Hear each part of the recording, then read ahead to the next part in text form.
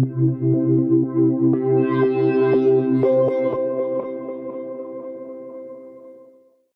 Pure Theory of Law by Hans Kelsen quotes, "The Pure Theory of Law by Hans Kelsen provides a comprehensive exploration of legal theory, introducing readers to Kelsen's influential pure theory. This approach aims to understand law as a system of norms distinct from moral, political, or social influences, focusing on the internal logic and systematic nature of legal order. Kelsen establishes the foundational concept of the basic norm, Grundnorm, which serves as the ultimate source of validity for all legal norms within a given system. By separating law from other social sciences, Kelsen offers an objective methodology that allows law to be analyzed as an autonomous discipline, emphasizing the hierarchical structure of norms and their role in establishing legal authority." Quote 1. The pure theory of law is a theory of positive law. It is a theory of positive law in general, not of a specific legal order. It is a general theory of law, not an interpretation of specific national or international legal norms, but it offers a theory of interpretation. The pure theory of law, as articulated by Hans Kelsen, is concerned with understanding the law as it is, rather than interpreting or critiquing it based on ethical, political, or sociological factors. It separates itself from national or international frameworks and focuses on a universal approach to law. This general theory is aimed at understanding the fundamental nature of legal systems without being concerned with how laws should ideally function or what values they should promote. Instead, it attempts to provide a methodology to comprehend the legal structure purely based on its formal characteristics. Quote 2. The pure theory of law undertakes to delimit the cognition of law against these disciplines, not because it ignores or denies the connection, but because it wishes to avoid the uncritical mixture of methodologically different disciplines, methodological syncretism, which obscures the essence of the science of law and obliterates the limits imposed upon it by the nature of its subject matter. Kelsen acknowledges the close relationship between law and fields like psychology, sociology, and ethics. However, he insists that blending these disciplines with legal science would distort the true nature of legal inquiry. By maintaining strict methodological boundaries, Kelsen seeks to protect the integrity of legal theory from becoming muddled with subjective interpretations or ideological influences that might blur the objective, formal study of legal structures. His focus is on preserving the distinct nature of legal knowledge by rejecting a synthesis with other areas of human thought. Quote 3. As a theory, its exclusive purpose is to know and to describe its object. The theory attempts to answer the question what and how the law is, not how it ought to be. It is a science of law, jurisprudence, not legal politics. Kelsen's pure theory of law is fundamentally descriptive rather than prescriptive. Its primary aim is to understand and explain the nature of law as it exists, rather than engaging with debates on how the law should function or what moral values it should embody. By focusing strictly on what the law is, Kelsen situates his theory within the realm of jurisprudence, the scientific study of law, distancing it from legal politics, which involves the consideration of societal or ethical issues in lawmaking. Quote 4. It is called a pure theory of law because it only describes the law and attempts to eliminate from the object of this description everything that is not strictly law. Its aim is to free the science of law from alien elements. This is the methodological basis of the theory.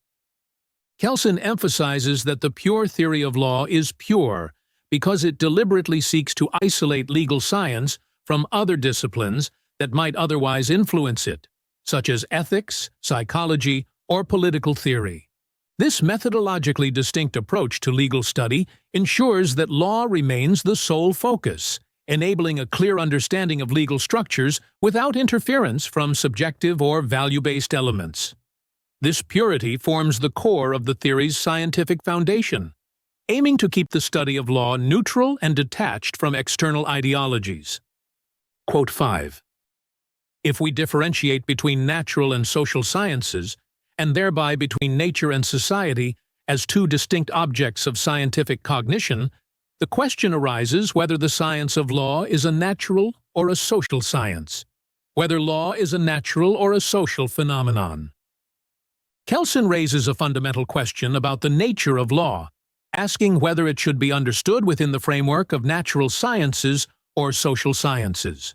He highlights the difficulty of drawing a clear line between nature and society, as human society is a part of life and thus intertwined with nature. Despite this connection, Kelsen introduces the idea that law might be a phenomenon of society rather than nature. By framing law as a potentially social phenomenon, Kelsen pushes us to consider how law, while possibly influenced by natural events, is distinct in that it represents structured human interaction. Quote 6.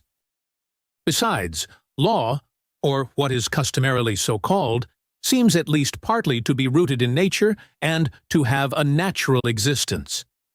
Kelsen acknowledges that some elements of law may appear to have a natural basis or origin. In certain cases, laws seem to reflect inherent aspects of human behavior or the natural world. However, this connection does not imply that law is entirely natural. Instead, it suggests that the legal meaning ascribed to actions is socially constructed, even though the actions themselves, such as the events of a crime or a contract, are observable in the real world. This distinction between the natural act and its legal interpretation underscores the complexity of defining law purely as either a natural or social phenomenon. Quote 7. For if you analyze any body of facts interpreted as legal or somehow tied up with law, such as a parliamentary decision, an administrative act, a judgment, a contract, or a crime, two elements: 1. An act or series of acts, a happening occurring at a certain time and in a certain place, perceived by our senses, an external manifestation of human conduct. 2. The legal meaning of this act, that is, the meaning conferred upon the act by the law. Kelsen explains that any legal event or action has two components: the external act itself and the legal meaning attributed to it. The act is something that can be observed in time and space, such as a parliamentary vote, a court ruling, or a physical crime. This act exists independently of law. However, the legal meaning is a separate layer imposed by the legal system, interpreting these acts as creating or breaking a legal rule. This distinction is crucial in understanding how law operates. While the physical act is rooted in the real world, its significance is constructed within a legal framework. Quote 8. The legal meaning of an act, as an external fact, is not immediately perceptible by the senses, such as, for instance, that color, hardness, weight, or other physical properties of an object can be perceived. Kelsen points out that the legal significance of an action is not something that can be directly observed through the senses, like physical characteristics of objects in nature. Instead, the legal meaning is abstract and must be interpreted according to the framework of the law.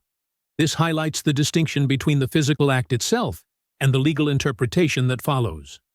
The law assigns specific meanings and consequences to actions based on established legal norms, which are not inherently visible or tangible in the act itself, but are constructed through legal reasoning. Quote 9.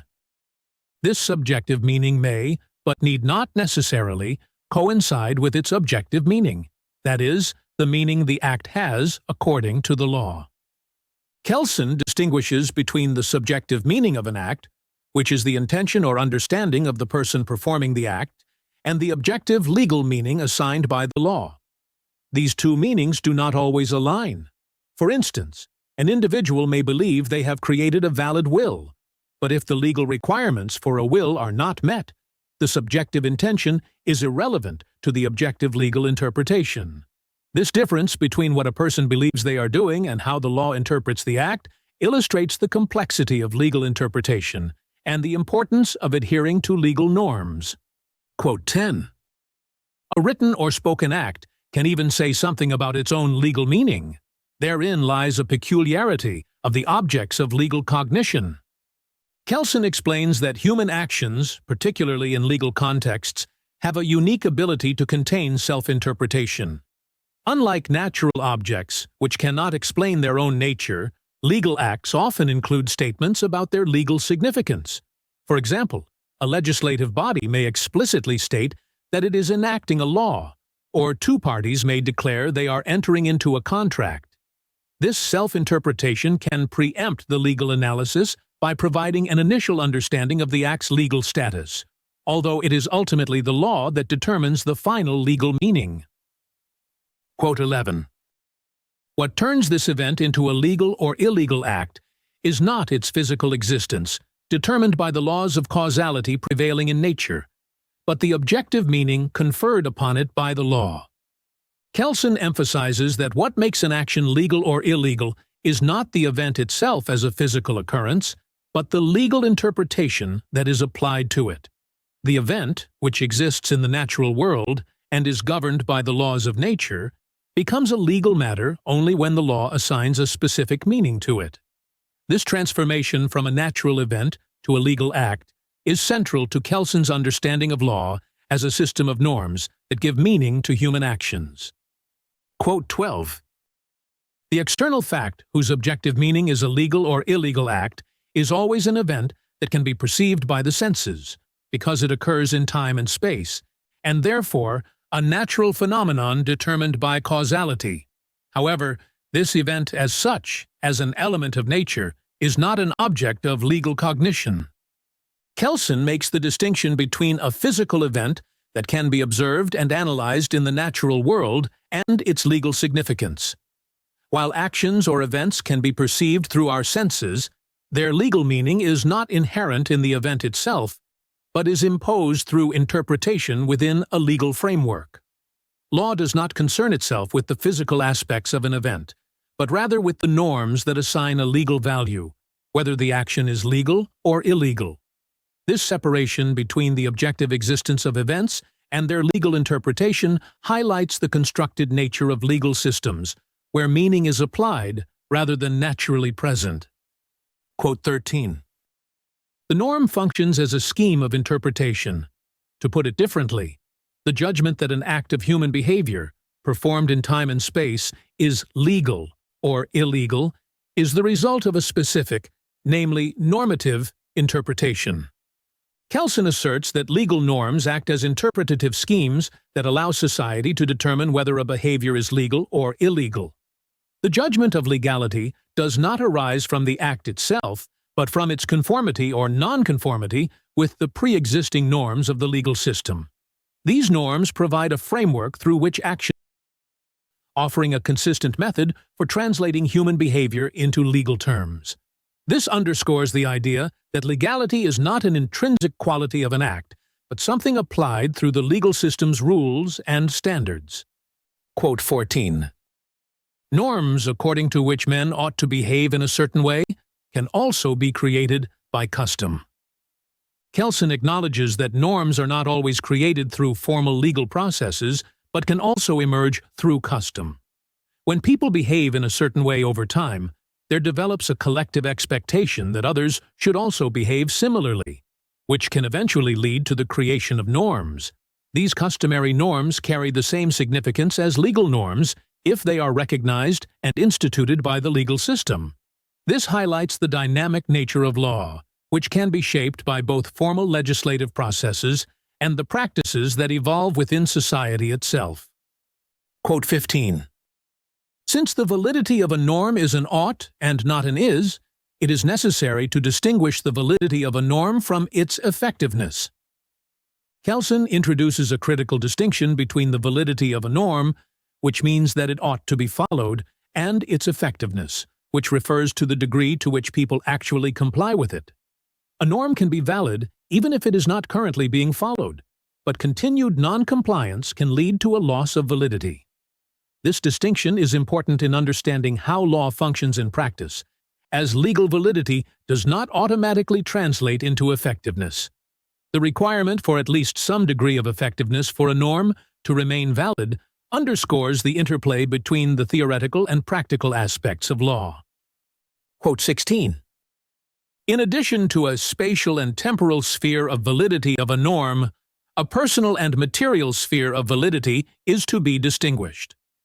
Kelsen introduces the concept that norms not only have a temporal and spatial scope, but also a personal and material sphere of validity. The personal sphere refers to the specific individuals or groups to whom the norms apply, such as citizens of a particular state or participants in a particular legal system. The material sphere, on the other hand, refers to the types of behavior or activities that are regulated by the norm, such as economic, religious, or political behavior. This distinction underscores the complexity of norms, which are not simply rules applied uniformly, but are tailored to regulate different categories of behavior and specific groups of people based on their relationship to the legal system in question. Quote 17. Positively, when a definite action of a definite individual or when the omission of such an action is commanded. That norms can regulate human behavior either positively or negatively. Positive regulation occurs when a norm commands a specific action or its omission, effectively obligating an individual to behave in a particular way. This obligation leads to the fulfillment or violation of the norm, depending on whether the individual complies with the commanded behavior. This insight highlights the dual function of norms, not only in prescribing what must be done, but also in defining what must be avoided, and reveals how norms shape behavior through their instructions for both action and inaction. Quote 18. The judgment that an actual behavior is such as it ought to be according to an objectively valid norm is a value judgment, a positive value judgment. Kelsen emphasizes the relationship between norms and value judgments. When actual behavior conforms to a norm, it is considered good, and this is a positive value judgment. If the behavior does not conform, it is considered bad, representing a negative value judgment. This shows how norms act as standards of value, with compliance to a norm resulting in a positive evaluation and deviation leading to a negative one. Kelsen's focus on the distinction between ought and is reinforces the idea that value judgments arise from the comparison of actual behavior to the norms that govern it. Quote 19. If the value is constituted by an objectively valid norm, then the judgment that something real, an actual human behavior, is good or bad expresses the idea that this behavior conforms with an objectively valid norm. Kelsen underscores that value judgments about human behavior depend on the conformity of the behavior with an objectively valid norm. If a norm deems certain behavior to be desirable, then behavior aligned with the norm is considered good. Conversely, if behavior deviates from the norm, it is considered bad. This objectivity in assigning value to behavior highlights that norms provide a standard beyond subjective preferences, allowing for a consistent system of evaluation based on established legal frameworks. Kelsen's framework reflects the structured nature of legal systems in providing a basis for moral and legal assessments. Quote 20. A normative order that regulates human behavior in its direct or indirect relations to other human beings is a social order. Kelsen explains that a social order is any system of norms that governs how individuals interact with one another, either directly or indirectly. Social orders like morals and law dictate behavior in these human relationships, distinguishing them from non-social orders like logic, which regulate acts of thought rather than interpersonal conduct. This highlights the purpose of social norms, which is to maintain structured interactions within a community, ensuring that individuals' actions align with accepted standards of behavior toward others. Quote 21. The principle to react upon a certain human behavior with reward or punishment is the principle of retribution.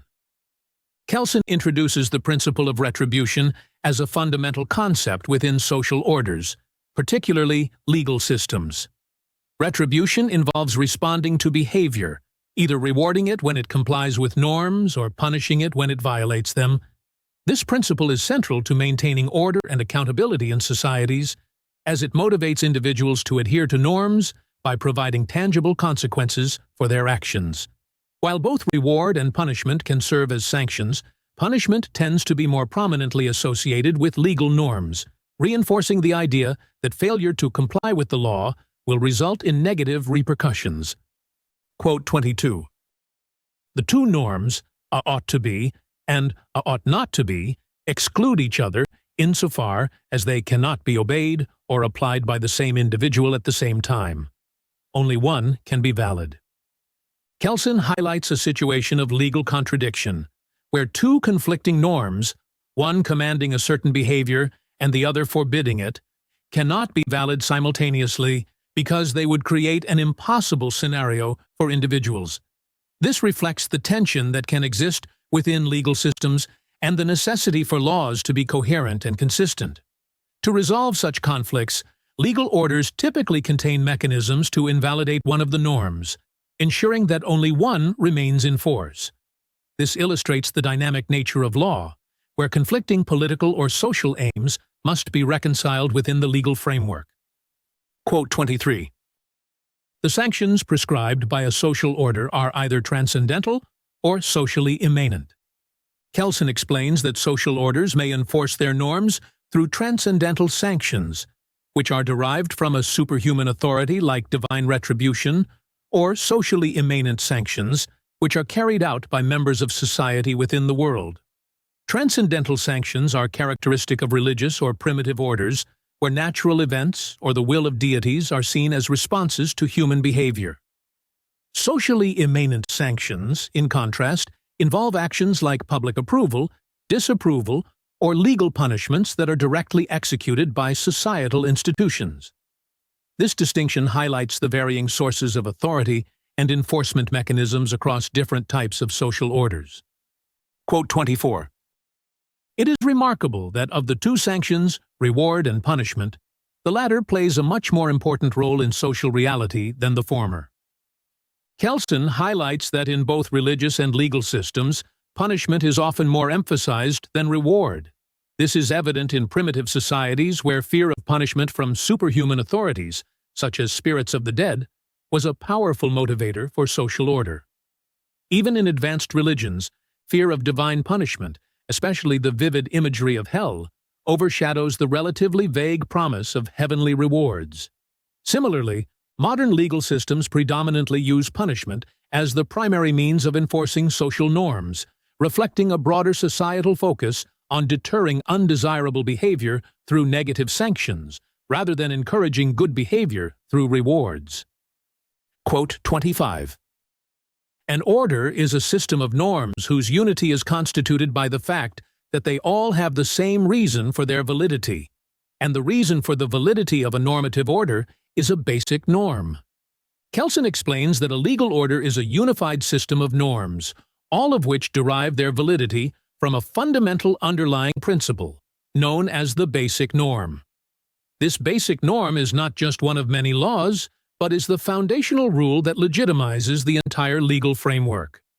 The validity of any specific legal rule is determined by its alignment with the basic norm of the legal system, making it an integral concept for understanding how legal systems maintain coherence and authority.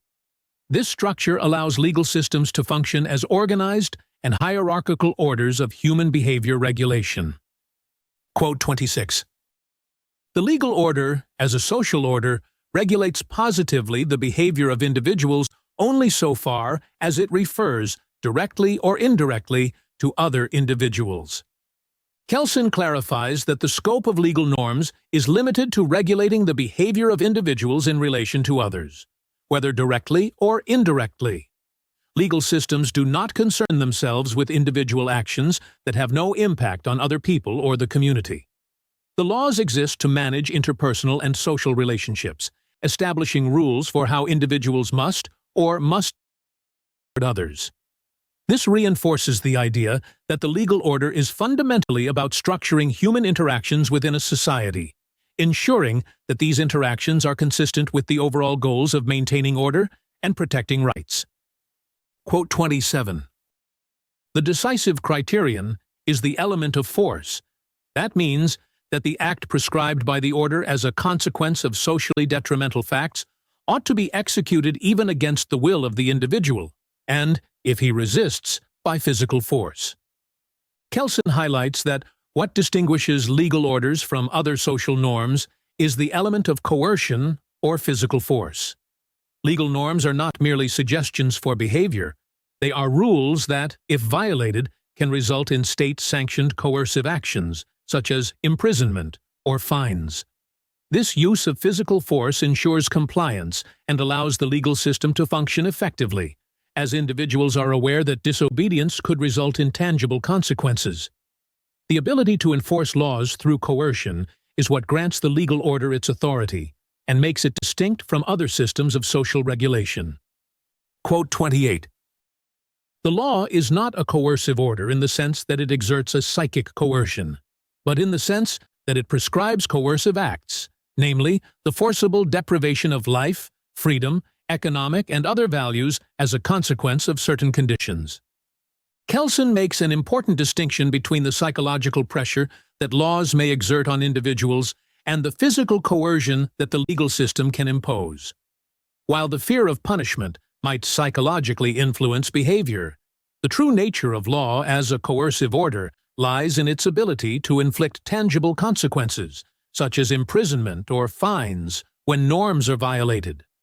The legal system's power to prescribe and enforce such actions through physical means is what fundamentally separates it from other systems of control, which may rely solely on moral or psychological pressure without the backing of physical force. Quote 29. But why do we interpret the subjective meaning of the one act also as its objective meaning, but not so of the other act?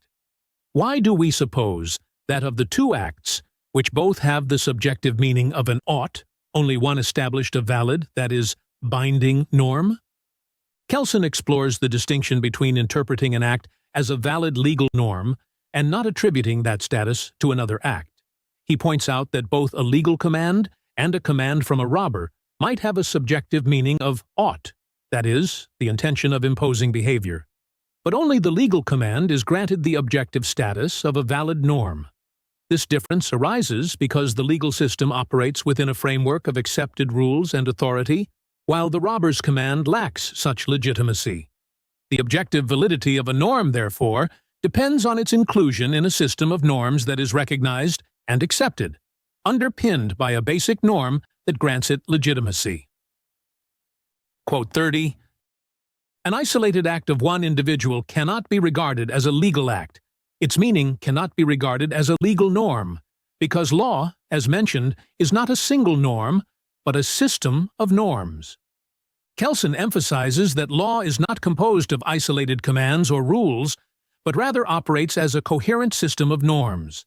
A single command, such as one issued by a robber, does not constitute law because it exists outside the established legal order, which functions as an interconnected system of rules, all deriving their validity from a foundational basic norm. This systematic nature of law ensures that norms are interrelated and mutually reinforcing, allowing for the creation, interpretation, and enforcement of legal rules in a structured and predictable way. The legal system's legitimacy comes from this interconnectedness, unlike arbitrary or isolated acts of force. Quote 31. This order does not have the lasting effectiveness without which no basic norm is presupposed. Kelsen points out that for a coercive order to be recognized as a legal order, it must have lasting effectiveness. A legal system's validity hinges on the presupposition of a basic norm, but this presupposition only holds if the system is effective, meaning that its norms are followed and enforced. A system that lacks the power to enforce its norms or to maintain authority over time cannot be regarded as a legal order. The distinction between a legitimate legal system and something like a robber gang's rules is that the legal system is consistently and broadly effective, whereas a coercive order that lacks this sustained effectiveness is not viewed as law. Quote 32. Collective security or peace, as we have said, is a function that the coercive orders designated as law have in various degrees when they have reached a certain level of development. Kelsen explains that the ultimate goal of legal systems, as coercive orders, is to maintain collective security or peace within society. This peace is achieved when the legal order provides protection against arbitrary use of force by regulating and restricting when and how coercion can be used. However, Kelsen notes that the extent to which law fulfills this function depends on the level of development of the legal order. A more advanced legal system offers greater collective security by centralizing the use of force and preventing individuals from taking justice into their own hands, while less developed systems may still allow for forms of self-help or decentralized use of force, resulting in less overall peace. Quote 33. A legal order may be judged to be unjust from the point of view of a certain norm of justice, but the fact that the content of an effective coercive order may be judged unjust is no reason to refuse to acknowledge this coercive order as a legal order. Kelsen argues that the legitimacy of a legal system is not contingent on its alignment with any particular conception of justice. A legal order may be considered unjust by some, but as long as it is effective and operates within a recognized system of norms, it remains a legal order. This underscores Kelsen's positivist view that law is defined by its structure and function, not by its moral content. Therefore, even if a legal system is judged to be morally unjust, that judgment does not invalidate its legal status. Legal systems are characterized by their effectiveness and normative framework, not by their adherence to any particular standard of justice. Quote 34. By determining law, so far as it is the subject of a specific science of law, as norm, it is delimited against nature, and science of law against natural science. Kelsen emphasizes that law, as a system of norms, must be distinguished from natural science, which deals with facts and natural phenomena. The science of law focuses on understanding and interpreting legal norms, which are human-created rules governing behavior. This separation between law and natural science reflects Kelsen's broader methodological approach, where law is understood as a normative system, not one based on empirical observation like natural sciences. The distinction is crucial to maintaining the purity of legal theory, ensuring that legal norms are studied within their own framework rather than through the lens of other disciplines. Quote 35.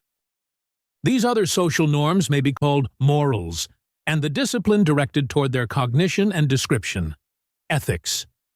Kelsen explains the distinction between moral norms and legal norms.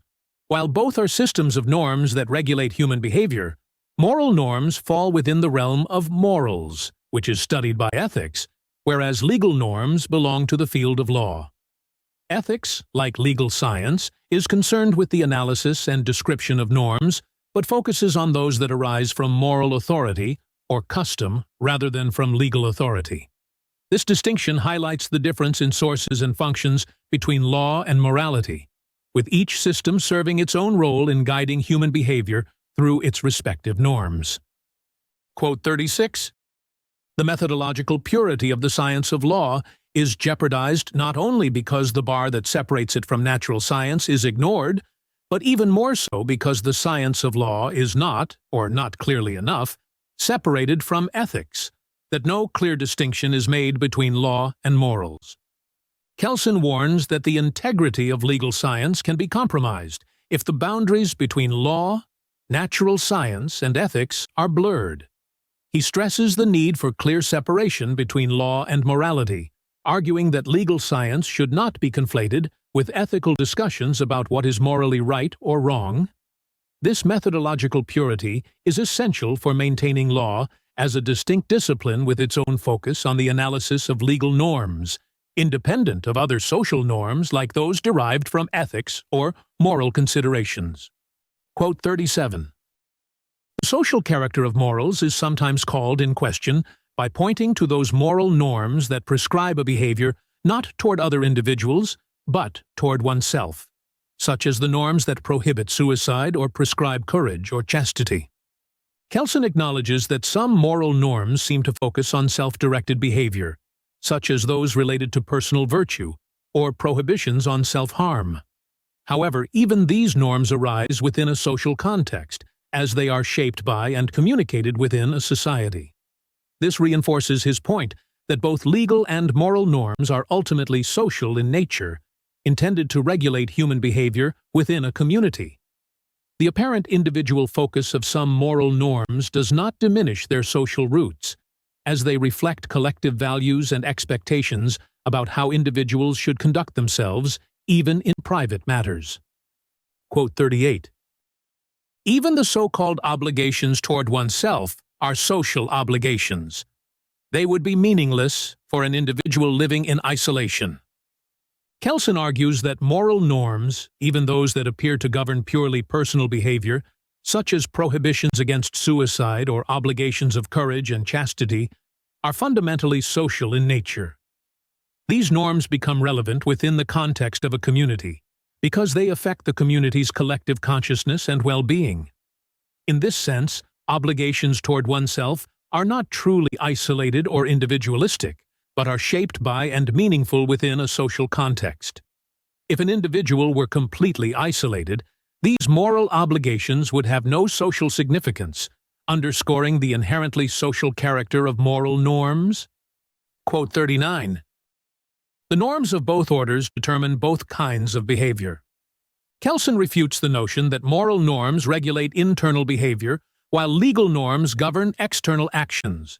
He points out that both moral and legal norms prescribe both internal and external behaviors. For example, courage, a moral virtue, encompasses not only internal qualities like fearlessness, but also the external behaviors that arise from it. Similarly, legal norms, such as those prohibiting murder, address both the external act of killing and the internal intent to cause harm. By doing so, Kelsen demonstrates that the boundaries between moral and legal norms are not drawn based on whether they govern internal or external behavior, but on the broader context of their application. Quote 40. It is unavoidable that a social order will prescribe a behavior that is possibly directed against some inclinations or egoistical interests of the individuals whose behavior the order regulates. Kelsen emphasizes that both legal and moral norms inevitably conflict with individuals' personal inclinations or self-interests. A social order, whether legal or moral, exists to regulate behavior in a way that might contradict the desires of the individuals it governs. This is an essential function of norms because prescribing only behaviors that align with people's natural inclinations or interests would be redundant. The role of norms is to create a framework for socially desirable behavior that may, at times, require individuals to act against their personal preferences or self-serving motives, ensuring the greater good of the community. Quote 41. The behavior of the individual, which these norms prescribe, refers directly, it is true, only to this individual, but indirectly to other members of the community. Kelsen emphasizes that while certain moral norms seem to be directed only at an individual's behavior, they are ultimately social in nature because they indirectly affect the community. An individual's adherence to moral norms impacts the broader social order by reinforcing or undermining the values that the community holds. Thus, even personal behaviors governed by moral norms have consequences for others, and these norms only make sense within a social context. This illustrates Kelsen's view that moral obligations are not isolated to the individual, but are part of a collective system of social expectations. Quote 42. A distinction between morals and law cannot relate to the behavior to which the norms of these two social orders obligate man. Kelsen challenges the common distinction that morals govern internal behavior, while law governs external actions. He argues that both moral and legal norms can prescribe internal and external behaviors. For example, courage is both a moral internal quality and an external behavior, while legal prohibitions, such as murder, address both the external act and the internal intent behind it. This blurs the line between moral and legal regulation, demonstrating that both systems of norms are concerned with governing the full spectrum of human behavior, not just specific types. Quote 43. It would be superfluous to prescribe only a behavior that conforms to all inclinations and interests of those subjected to the norm. Kelsen points out that norms, whether moral or legal, often require individuals to act against their personal inclinations or self-interests. This is necessary for any social order to be effective, as norms are designed to regulate behaviors that might not naturally align with individual desires. The purpose of norms is to shape behavior in ways that benefit the collective society, even when individuals might have conflicting personal motives. If norms only encouraged behavior that individuals were already inclined to follow, they would serve no meaningful regulatory function within society. Quote 44. A behavior can have moral value only if not merely the motive, but the behavior itself conforms to a moral norm. Kelsen argues that moral value is derived not only from the motives behind an action, but also from the action's conformity to a moral norm. An action performed against inclination or self-interest does not automatically have moral value unless it aligns with an established moral standard. For example, committing murder at someone else's command, even if it goes against one's personal inclinations, lacks moral value if murder is morally prohibited. This illustrates that for behavior to be morally praiseworthy, both the action and the intent must adhere to moral norms, emphasizing the interconnection between motive and action in moral evaluation. Quote 45. Nor is it possible to distinguish law and morals by reference to the creation and application of their norms. Moral norms, precisely like legal norms, are created by custom and by acts of will, for example, of a prophet or the founder of a religion such as Jesus. Kelsen points out that both moral and legal norms arise from similar sources, such as customs and deliberate acts of will by authoritative figures. Whether norms are moral or legal, they are positive, in the sense that they are posited or established within a community. This similarity in the way moral and legal norms come into existence challenges the notion that they can be distinguished based on their origins. Instead, the distinction between law and morals lies elsewhere, specifically in how these norms are enforced and applied. By showing that moral norms, like legal norms, have formal structures and origins, Kelsen emphasizes the importance of looking at the mechanisms of enforcement to differentiate the two systems. Quote 46. A difference between law and morals cannot be found in what the two social orders command or prohibit, but only in how they command or prohibit a certain behavior. Kelsen argues that the content of the commands or prohibitions of law and morals is not what sets them apart. Both systems of norms may address similar types of behavior, such as prohibiting killing or theft. The fundamental distinction between them lies in their methods of enforcement. Law, as a coercive order, enforces its rules by attaching consequences, such as punishment, to disobedience. Morals, on the other hand, rely on social approval or disapproval to guide behavior without the use of formal sanctions or coercive measures. This focus on how norms are enforced, rather than the content of the norms, underscores Kelsen's distinction between legal and moral orders. Quote 47. The fundamental difference between law and morals is, law is a coercive order, that is, a normative order that attempts to bring about a certain behavior by attaching to the opposite behavior a socially organized coercive act, whereas morals is a social order without such sanctions. Kelsen highlights the essential difference between law and morals, which is rooted in the presence or absence of coercive measures. Law seeks to regulate behavior by attaching formal sanctions, such as imprisonment or fines, to violations of its norms. This coercive nature of the law ensures compliance through organized social institutions. In contrast, moral norms regulate behavior through social judgment, approval for norm-conforming actions, and disapproval for norm-violating ones, without relying on physical force or coercion. This distinction makes it clear that law operates within a structured system of enforcement, while morals depend on the community's informal responses. Quote 48. It is significant that the entirely decentralized general international law sometimes is considered merely as international morals. Kelsen draws attention to the decentralized nature of international law, which has led some to regard it as akin to international morals rather than a fully developed legal system. Unlike domestic legal systems, which have centralized enforcement mechanisms, international law lacks a singular authority to enforce its norms, relying instead on voluntary compliance by states. This decentralization makes international law similar to moral systems, where adherence is driven by social or diplomatic pressure rather than coercive sanctions. Kelsen uses this comparison to illustrate the practical challenges in distinguishing law from morals, especially in contexts where formal enforcement is weak or absent. Quote 49. But only by so limiting the concept is it possible to distinguish morals and law as the former relating to internal behavior, and the latter prescribing also an external behavior.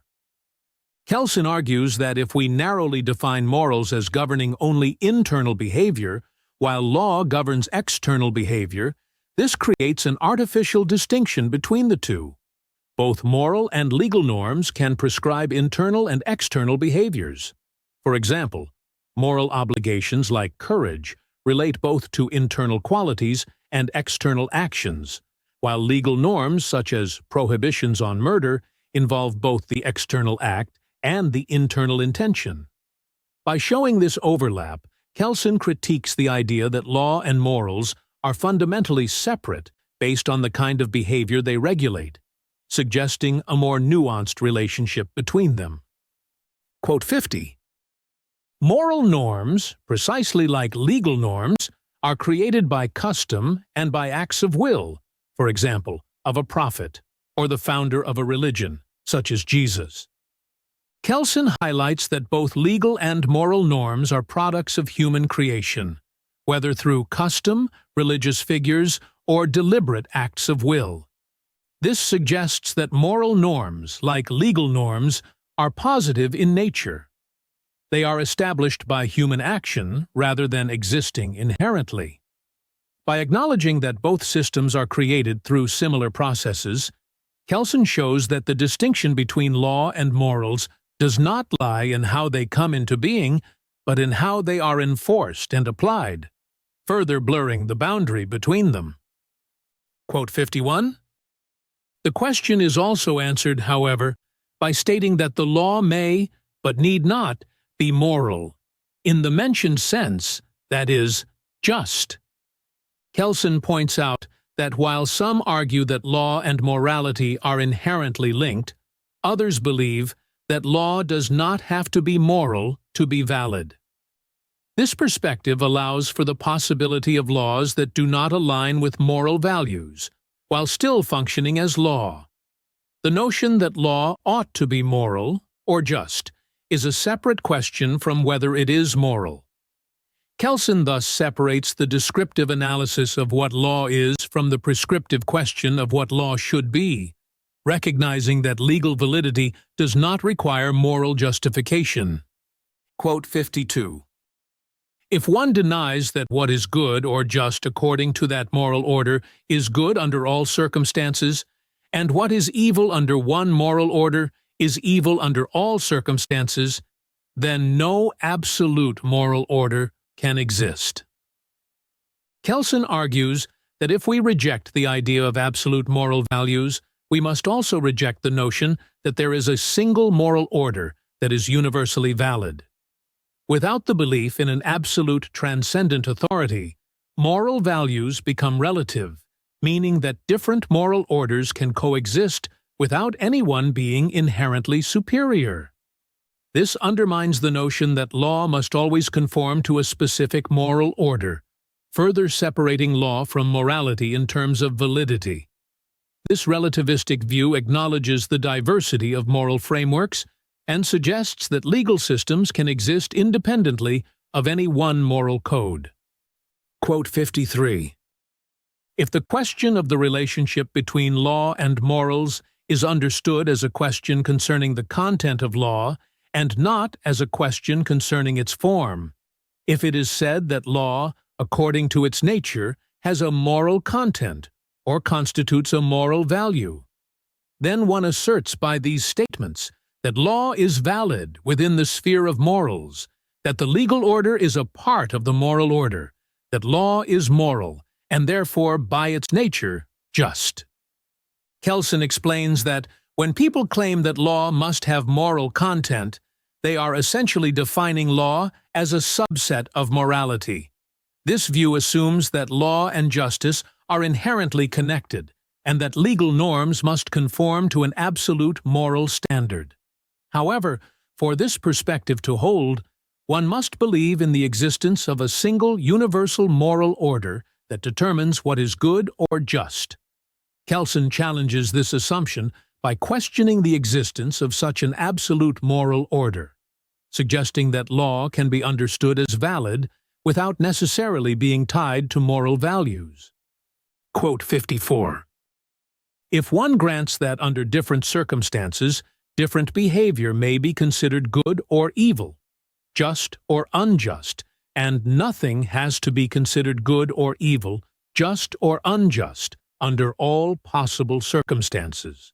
If, in short, one acknowledges that moral values are only relative, then the assertion that social norms must have a moral content, must be just in order to qualify as law, can only mean that these norms must contain something common to all possible moral systems, as systems of justice. Kelsen argues that if we accept that moral values are relative and not absolute, we must also accept that there is no universal moral standard to which all legal norms must conform. Different societies and historical contexts produce different moral systems, and what is considered just or unjust varies. Therefore, the idea that law must have a specific moral content is problematic, because no single moral code can claim universal validity. Instead, Kelsen suggests that law is a social norm that is valid in its own right, irrespective of any particular moral framework. 55. All possible moral systems have in common their form, the ought. They prescribe something. They have normative character. Morally good is that which conforms with the social norm that prescribes a certain human behavior. Morally evil, that which is opposed to such a norm. Kelsen highlights that what all moral systems share is not their specific content, but their normative structure, the idea that they prescribe how people ought to behave. This formal aspect of moral systems is what gives them their normative force, regardless of the particular values they promote. Thus, moral goodness is defined by conformity to these norms, while moral evil is defined by opposition to them. Kelsen's point here is that the essence of a normative system lies in its prescriptive nature, not in the specific behaviors it endorses, further supporting his argument that law and morals are independent systems with similar structural foundations. Quote 56. The theory, however, that the law in its essence represents a moral minimum, that a coercive order, to be regarded as law, must fulfill a minimum moral postulate, is not thereby accepted. Kelsen rejects the idea that law must adhere to a minimum standard of morality to be considered valid. This moral minimum theory suggests that for any system of rules to be regarded as law, it must meet basic moral criteria, such as promoting peace. Kelsen challenges this view, arguing that law does not need to fulfill any specific moral postulates to function as law. Instead, law is defined by its normative structure and its capacity to regulate behavior through coercion, independent of any particular moral content. Quote 57. If a theory of positive law demands a distinction between law and morals in general, and between law and justice in particular, then this theory is directed against the traditional view, regarded as obvious by most jurists, which presupposes that only one absolutely valid moral order, and therefore only one absolute justice, exists. Kelsen argues that a theory of positive law, which insists on separating law from morality and justice, challenges the conventional belief held by many jurists that there is one absolute moral order that defines justice.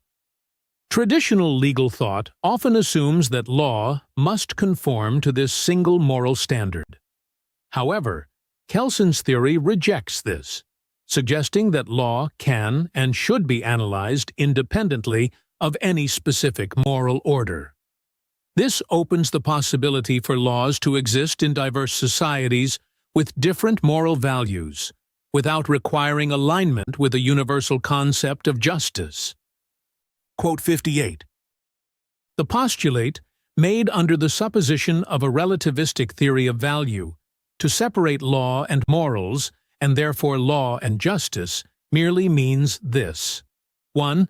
If a legal order is judged to be moral or immoral, just or unjust, these evaluations express the relation of the legal order to one of many possible moral systems, but not to the moral system, and therefore constitute only a relative, not an absolute value judgment. And 2.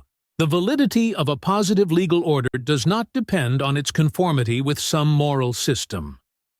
Kelsen explains that under a relativistic theory of values, the separation of law from morality means two things. First, any moral judgment about a legal system, whether it is just or unjust, reflects only the perspective of a particular moral system, rather than an absolute standard. Second, the validity of a legal system does not depend on whether it aligns with a particular moral framework. This suggests that laws are not inherently moral or just. Rather, their validity is based on their normative structure and not their ethical content. This reinforces the idea that different societies may have varying laws without needing to conform to a universal moral code. Quote 59. It is obvious that merely relative morals cannot render the function, consciously or unconsciously demanded, to provide an absolute standard for the evaluation of a positive legal order. Kelsen highlights the limitation of relativistic moral values in serving as a universal standard for evaluating legal systems. Since relativistic morals vary from one society to another, they cannot provide an absolute objective standard by which all legal orders can be judged. This makes it clear that moral relativism, while acknowledging the diversity of moral systems, cannot offer a single, definitive criterion for determining the validity or justice of legal systems. Kelsen's point reinforces the separation of law and morality, as legal systems must be evaluated within their own normative context, not by external moral standards. Quote 60. If law is identified with justice, and if that which is identified with that which ought to be, then the concept of justice as well as the concept of the good have lost their meanings. Kelsen argues that if law is automatically equated with justice, or if reality is equated with what should be, then the concepts of justice and morality lose their significance. In such a scenario, there would be no way to distinguish between what is good and what is bad, as everything that exists would be considered inherently just or good. By emphasizing the need to separate law from justice, Kelsen preserves the meaningfulness of these concepts, allowing for critical evaluation of legal systems and preventing the automatic assumption that all laws are morally or ethically justified. Quote 61. The validity of a positive legal order does not depend on its conformity with some moral system. Kelsen emphasizes that the legitimacy of a legal system is independent of any moral framework. This means that laws are not inherently tied to morality, and their validity does not rely on whether they align with moral values. A legal order can exist and function effectively even if it does not conform to any particular moral system. Kelsen's point here reinforces the separation between law and morality, asserting that laws can be valid based on their structure and role in society without needing moral justification. Quote 62. A relativistic theory of value is often misunderstood to mean that there are no values, and, particularly, that there is no justice. It means rather that values are relative, not absolute, that justice is relative, not absolute. Kelsen clarifies that relativism does not deny the existence of values or justice, but rather suggests that these concepts are not fixed and universal. Instead, values, including justice, are relative to the specific moral or cultural systems that define them. This means that what is considered just in one context might not be seen as just in another. Kelsen's argument highlights the flexibility of moral values across different societies and contexts, showing that law and morality are not governed by a single, absolute standard. A justification of positive law through morals is possible only if a contrast can exist between the moral and the legal norms, if there can be a morally good and a morally bad law. Kelsen argues that in order to use morality to justify or critique laws, there must be a clear distinction between moral norms and legal norms. If all laws are assumed to be morally good by definition, there would be no room for moral evaluation of the law. By recognizing that some laws can be morally good while others can be morally bad, Kelsen opens up the possibility for legal systems to be critiqued or supported based on ethical considerations. This distinction preserves the capacity for moral discourse about laws while maintaining the independence of law as a separate system of norms. Quote 64. If nothing bad, unjust exists, then nothing good, just, can exist. Kelsen makes the point that if we assume everything that exists is inherently good or just, then the concepts of goodness and justice lose their meaning. In such a world, there would be no way to distinguish between good and bad, or just and unjust, because everything would be considered equally valid. This would render the concept of justice meaningless. Kelsen's argument underlines the importance of maintaining a distinction between what exists and what ought to be, allowing for critical evaluation of laws and justice. Quote 65. The task of the science of law is not to approve or disapprove its subject, but to know and describe it. Kelsen reiterates that the purpose of legal science is not to make moral judgments about laws, but to study and describe them objectively. The role of legal scholars is to understand how laws function within their respective systems, without engaging in moral evaluations or trying to justify the law based on external ethical standards. This separation between legal analysis and moral approval ensures that law is treated as an independent field of study, focused on its structural and normative aspects, rather than its alignment with moral values. Quote 66. The science of law endeavors to comprehend its object legally, namely from the viewpoint of the law. To comprehend something legally means to comprehend something as law, that is, as legal norm, or as the content of a legal norm, as determined by a legal norm.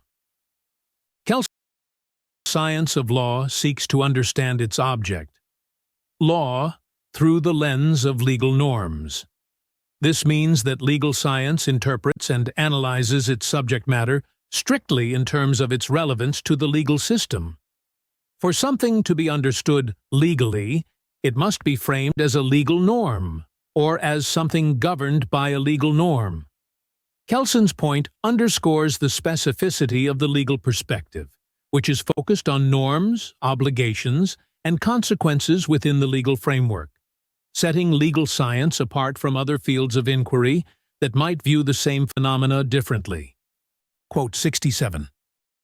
We distinguish a static and a dynamic theory of law, depending on whether the one or the other alternative is emphasized, the human behavior regulated by norms or the norms regulating human behavior. Kelsen introduces the distinction between static and dynamic legal theories. A static theory of law focuses on the system of valid norms that govern human behavior, considering law in its stable, resting state. In contrast, a dynamic theory of law examines the processes by which legal norms are created, applied, and obeyed, viewing law as a system that is constantly evolving through human actions. This distinction allows legal scholars to study law both as a fixed set of rules and as a living system influenced by the ongoing activities of individuals and institutions, offering a comprehensive view of how law operates in society. Quote 68. The obvious statement that the object of the science of law is the law includes the less obvious statement that the object of the science of law is legal norms, but human behavior only to the extent that it is determined by legal norms as condition or consequence. In other words, to the extent that human behavior is the content of legal norms. Kelsen emphasizes that the study of law, as a scientific discipline, is focused not on human behavior itself, but on legal norms, and on human behavior only when it is framed within the context of those norms. The science of law is concerned with how legal norms shape and define interactions between individuals, but only insofar as these interactions are legally regulated. This means that the subject matter of legal science is not all human behavior, but the specific behaviors that are made relevant by legal systems. This clarification sets the science of law apart from other social sciences that might study human behavior more broadly or independently of legal frameworks. Quote 69. To comprehend something legally means to comprehend something as law, that is, as legal norm or as the content of a legal norm, as determined by a legal norm. Kelsen explains that for an action or relationship to be understood legally, it must be interpreted through the lens of legal norms. The science of law analyzes its subject by identifying how legal rules or norms define and regulate certain actions or behaviors. This process involves understanding actions as they relate to laws, rather than viewing them in isolation or through other perspectives, such as morality or psychology. Kelsen's point here reinforces the idea that the legal perspective is unique in its focus on the normative structure that gives meaning to actions within the legal system. Quote 70. The science of law, by comprehending human behavior only to the extent that it is the content of, which means determined by, legal norms, represents a normative interpretation of its object. Kelsen explains that the science of law interprets human behavior only insofar as it is shaped by or subjected to legal norms. This normative interpretation means that legal science does not study human behavior in general, but focuses on behavior that has legal consequences or significance. By interpreting actions through the lens of legal norms, legal science provides a specific rule-based understanding of behavior that aligns with legal frameworks, distinguishing it from other social sciences that might take a broader or non-normative approach to studying human actions. Quote 71. The process itself is regulated by law, for it is a most significant peculiarity of law that it regulates its own creation and application.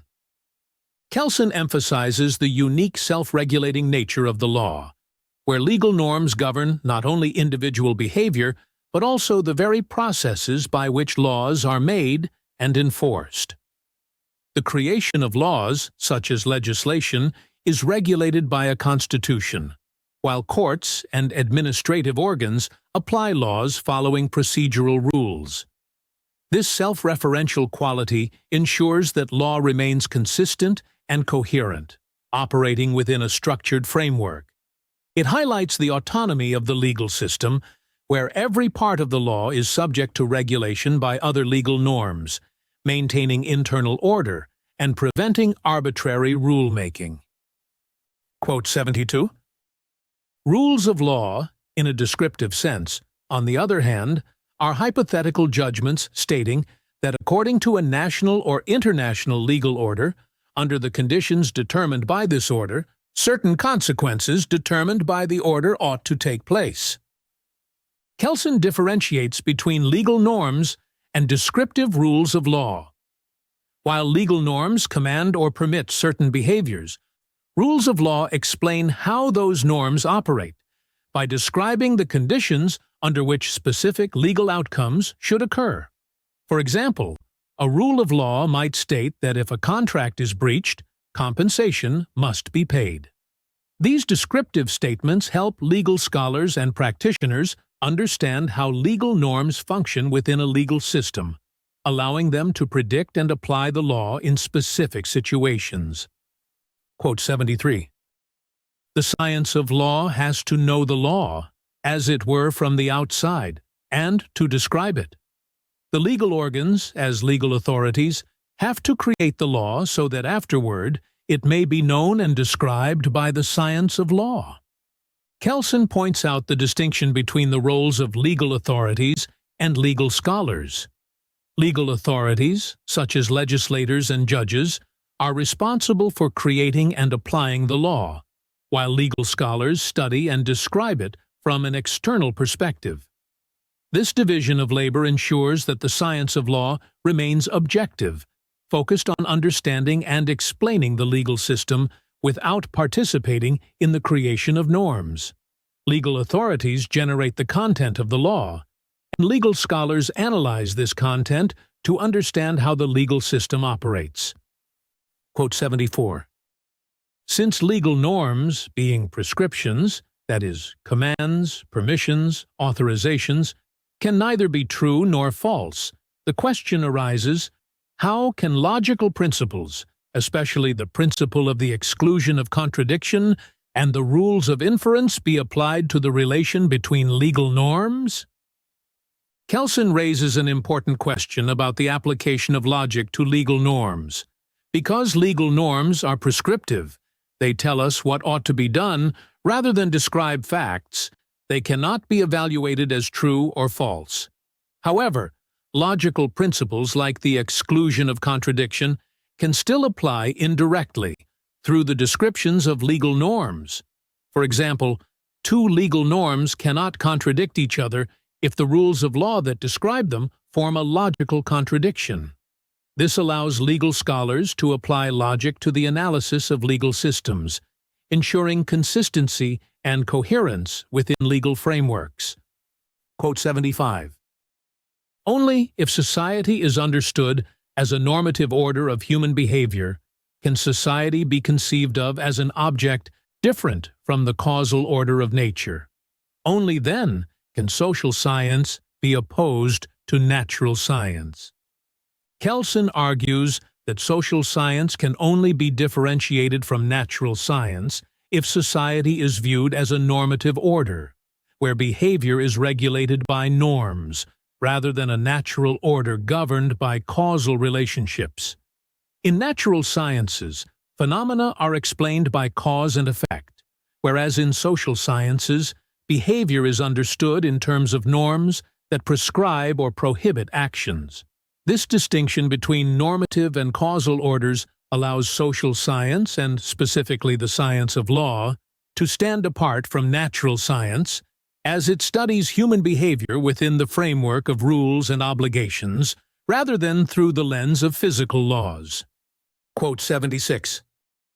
By defining law as a norm, or, to be precise, as a system of norms or as a normative order, and by limiting the science of law to the cognition and description of legal norms and to the norm-constituted relations between the norm-determined facts, the law is delimited against nature, and the science of law as a science of norms is delimited against all other sciences that are directed toward causal cognition of actual happenings. Kelsen clarifies that the science of law focuses exclusively on norms and the relationships they create, rather than on events or behaviors explained through causality, as in the natural. This focus on norms, which prescribe how people ought to behave, separates the legal system from the natural world, where cause and effect relationships dominate. The study of law, therefore, does not concern itself with explaining why things happen, but with understanding the rules that guide human behavior and the consequences of violating those rules. This delineation between law and nature establishes the unique domain of legal science as distinct from other disciplines that study natural or social phenomena through causal analysis. Quote 77. It cannot be doubted that such an explanation is possible at least to a certain extent, and has actually been given.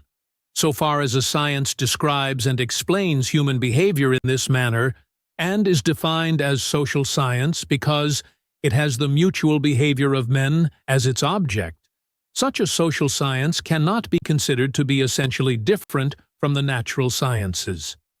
Kelsen acknowledges that human behavior can be studied through the lens of causality, just as natural phenomena are. When social science examines human actions in terms of cause and effect, it closely resembles natural science.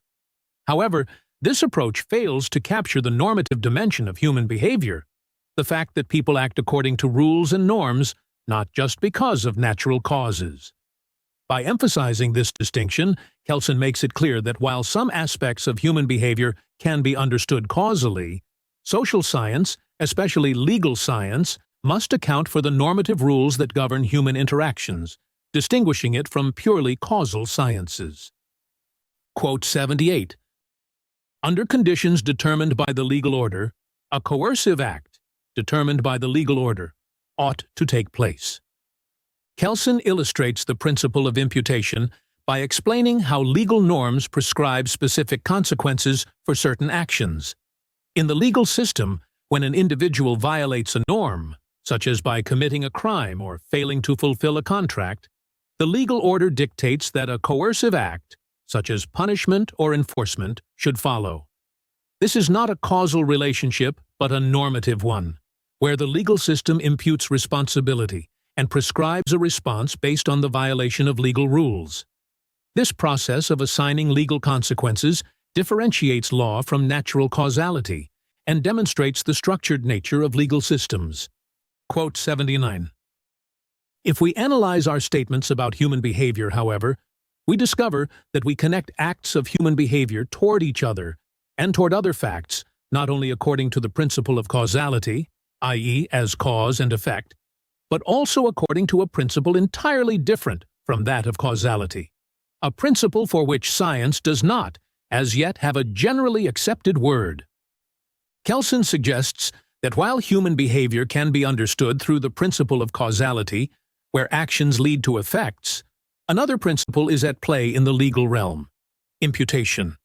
Imputation differs from causality because it links actions to consequences not based on natural laws, but on legal norms. This principle reflects the way legal systems assign responsibility and consequences for actions through prescriptive norms rather than through cause and effect relationships. Kelsen highlights the need for a clearer scientific understanding of this principle, which is essential for distinguishing social sciences, such as law, from natural sciences that rely on causality. Quote 80. The principle, different from causality, that we apply when describing a normative order of human behavior may be called imputation. Kelsen introduces imputation as the guiding principle of law, contrasting it with causality, which governs the natural world. Imputation describes how legal consequences are attached to actions, not because one action causes another, but because the law prescribes that a specific outcome should follow. For example, a crime does not cause a punishment in the way fire causes heat. Rather, the legal system imputes punishment to the crime based on a normative rule. This distinction clarifies how legal systems function by assigning responsibility and prescribing consequences according to norms, rather than natural laws. Quote 81. The rule of law does not say, as the law of nature does, when A is B, but when A is, B ought to be, even though B perhaps actually is not. Kelsen emphasizes the difference between natural laws and legal rules. In natural laws, one event directly causes another, e.g., when heat is applied, metal expands. In contrast, legal rules do not describe what happens, but prescribe what ought to happen, e.g., when a crime is committed, punishment ought to follow. This distinction is crucial in understanding the normative nature of law, where outcomes are not guaranteed by physical processes, but are mandated by legal authority.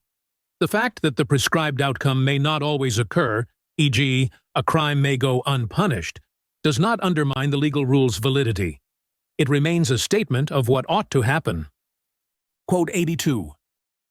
The legal ought, however, the conjunction which in the rule of law connects condition and consequence, embraces all three meanings: the command, the authorization, and the positive permission of a consequence. Kelsen explains that the legal ought encompasses various functions: commands, authorizations, and permissions. This flexibility allows the law to not only impose obligations, but also grant rights and permissions, depending on the context. For instance, the law might command punishment for a crime, authorize an official to enforce that punishment, or permit certain actions within legal boundaries. This broad use of the term ought captures the multifaceted role of legal norms in regulating human behavior and guiding legal processes. Quote 83. Imputation, which expresses itself in the concept of responsibility, is therefore not the connection between a certain behavior and an individual who thus behaves, as assumed by traditional theory. Imputation is the connection between a certain behavior, namely a delict, with a sanction. Kelsen redefines the traditional concept of responsibility by clarifying that imputation in law is not merely about linking behavior to an individual, but about connecting that behavior, if it constitutes a violation or delict, with a legal sanction.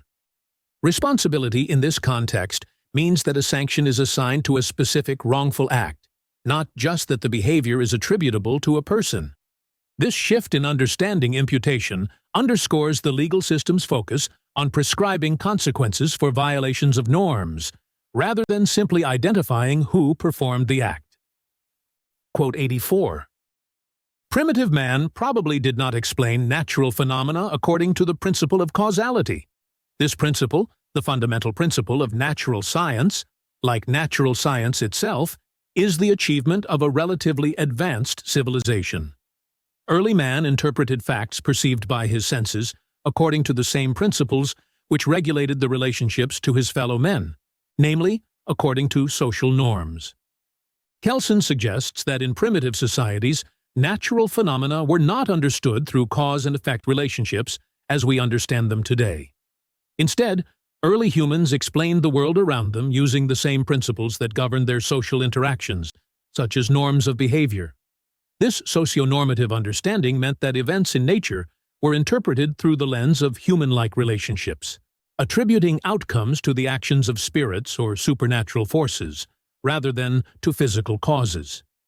This early way of thinking linked natural events to the behavior of individuals in the community, forming a worldview where natural occurrences were seen as punishments or rewards for human actions, rather than the result of impersonal causal forces. Quote 85. The oldest norms of mankind are probably those aiming at a restriction of the sexual impulse and the desire of aggression. Incest and murder are probably the oldest crimes. Outlawry and blood revenge, the oldest socially organized sanctions.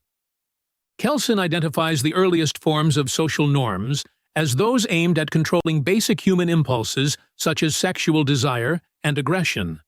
The prohibitions against incest and murder are seen as the first crimes, while the associated punishments like outlawry and revenge were among the first socially organized responses. These primitive norms were essential for maintaining order within early human communities, helping to prevent behaviors that could destabilize social groups.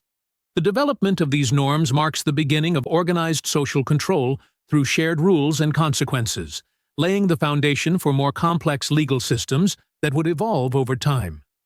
Quote 86. Misfortune, that is, detrimental events like poor harvest, unsuccessful hunt, defeat in war, illness or death, were imputed as punishment to the wrong behavior of the members of the group, whereas beneficial events, a good harvest, successful hunt, victory, health, long life, were imputed as reward to the right behavior of the members. Kelsen explains that early humans interpreted both good and bad events in nature as direct consequences of human behavior, in line with the principle of retribution. If something negative occurred, such as a bad harvest or illness, it was seen as a punishment for wrongdoing.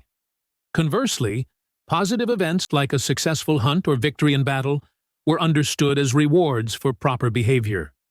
This view reflects the early human tendency to impose social norms onto nature, interpreting natural phenomena not through a lens of causality, but through moral and social judgments, where nature itself was thought to enforce norms of right and wrong. Quote 87. Theirs was not a causal, it was a normative interpretation of nature, and since the norm of retribution, according to which this interpretation takes place, is a specifically social principle regulating the mutual behavior of men, this kind of interpretation of nature may be characterized as socio-normative interpretation of nature. Kelsen describes how primitive humans interpreted nature not through cause and effect relationships, as modern science does, but through a normative framework based on retribution. This socio-normative interpretation viewed natural events as outcomes determined by moral or social norms rather than physical laws. Nature, in this understanding, was seen as participating in human-like social relationships, rewarding good behavior and punishing bad behavior. This way of thinking shaped early human responses to natural events and reflects the deep connection between social norms and early interpretations of the world. Quote 88. Modern science of nature is the result of its emancipation of the normative from the social interpretation of nature, and that means from animism. Kelsen argues that modern science emerged by breaking away from the early animistic view of nature, where natural events were interpreted through the lens of social norms and retribution.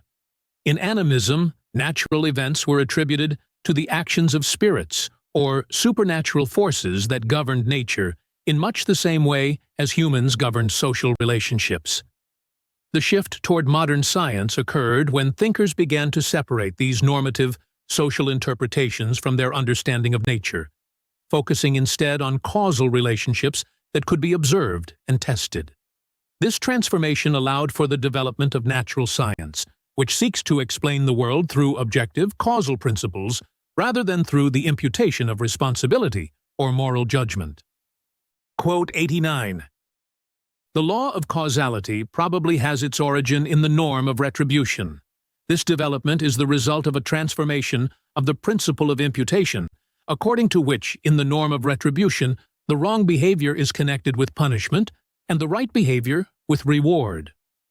Kelsen suggests that the concept of causality, fundamental to natural science, likely evolved from the earlier principle of retribution found in social norms. Retribution links behavior to consequences, with wrong actions leading to punishment and right actions leading to rewards. Over time, this principle of imputing consequences to actions was transformed into the causal understanding we now apply in science. Originally, events were understood through a moral lens, where outcomes were attributed to the rightness or wrongness of behavior. But this gradually shifted into the more neutral, mechanistic framework of cause and effect seen in natural science today. Quote 90. It is significant that the Greek word for cause, aitia, originally meant guilt. The cause is guilty of the effect, is responsible for the effect. The effect is imputed to the cause in the same way that the punishment is imputed to the delict.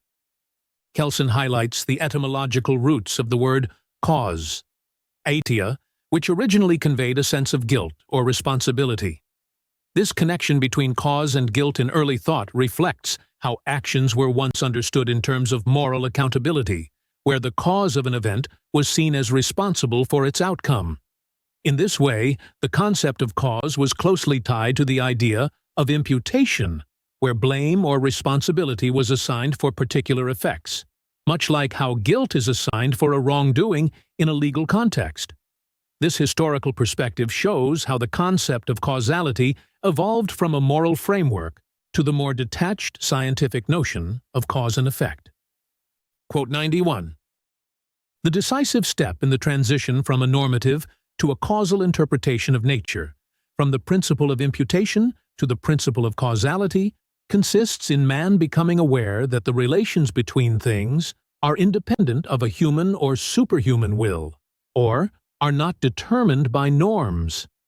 Kelsen explains that the key development in human thought was the realization that natural events occur independently of human or divine will and are not governed by moral norms. This marks the shift from understanding the world through a normative framework, where actions and outcomes were connected by moral rules, to a causal one, where outcomes follow from natural laws, independent of human agency. This transition allowed for the emergence of scientific thinking, where events are understood as following from physical causes, rather than being the result of moral or divine retribution. Quote 92. If this view is abandoned, then nothing stands in the way of eliminating the element of necessity from the concept of causality and of replacing it by the element of mere probability. Kelsen argues that once the view of causality as governed by an absolute will is abandoned, it becomes possible to shift from understanding cause and effect as a necessary, predetermined relationship to viewing it as a matter of probability. This reflects a modern scientific perspective, where events are not always seen as strictly determined, but as likely or probable based on certain conditions. This change in thinking allows for a more flexible and nuanced understanding of causality, where certainty is replaced by probability, acknowledging the complexity and unpredictability of many natural processes. Quote 93. Once the principle of causality is recognized, it is also applicable to human behavior. Kelsen notes that while causality originated in the natural sciences, it can also be applied to human behavior in fields like psychology, history, and sociology. These social sciences often seek to explain why people act as they do by identifying the causes of their actions, much like how natural sciences explain physical phenomena. However, this causal approach to understanding human behavior is fundamentally different from the normative approach of legal science, which focuses on how people ought to behave according to laws and social norms. The application of causality in social sciences aligns them more closely with natural sciences, but Kelsen highlights that this does not fully capture the role of norms in regulating behavior. Quote 94. If it is said that a certain society is constituted by a normative order regulating the mutual behavior of a multitude of men, one must remain aware that order and society are not two different things, that they are one and the same thing. Kelsen argues that society and its normative order are inseparable, as the social order is what constitutes society itself. Social norms regulate the behavior of individuals within a community, and it is this system of norms that creates the structure of society. Without these shared norms, there would be no society as we understand it. This insight highlights the central role of laws and norms in shaping human communities, emphasizing that society is a product of the rules that govern interactions among its members. Quote 95. The laws of nature formulated by natural science must conform to the facts, but the facts of human action and refrainment ought to conform to the legal norms described by the science of law. Kelsen points out a key difference between natural laws and legal norms. In the natural sciences, laws must accurately describe what happens in the physical world, meaning they are revised or discarded if they do not match empirical observations. In contrast, legal norms do not need to match what actually happens. Instead, human behavior is expected to conform to these norms. Even if people disobey a law, the norm remains valid as long as it is generally followed. This distinction underscores the prescriptive nature of legal norms compared to the descriptive nature of natural laws, reinforcing the idea that law operates within a normative framework rather than a factual one. Quote 96. The mingling of law and science of law, which is characteristic for the so-called realistic jurisprudence, demonstrates the need for the distinction between the concept of legal norm and the concept of rule of law. Kelsen critiques realistic jurisprudence for blurring the line between law and the science of law. He emphasizes that legal norms, which command or permit certain behaviors, are distinct from rules of law, which describe how legal norms operate. The science of law focuses on describing these norms and their relationships, but it does not create or prescribe them. This distinction is important because it clarifies that the role of legal scholars is to analyze and explain the law, not to act as legislators or judges who create and enforce norms. Quote 97. The principle of causality says, if A is, then B is or will be. The principle of imputation says, if A is, then B ought to be. Kelsen explains the fundamental difference between causality and imputation. Causality, which governs natural laws, links cause and effect, indicating that when a particular condition is met, a certain outcome will follow as a matter of necessity. In contrast, imputation, which is central to legal and moral systems, connects actions with consequences in terms of what ought to happen.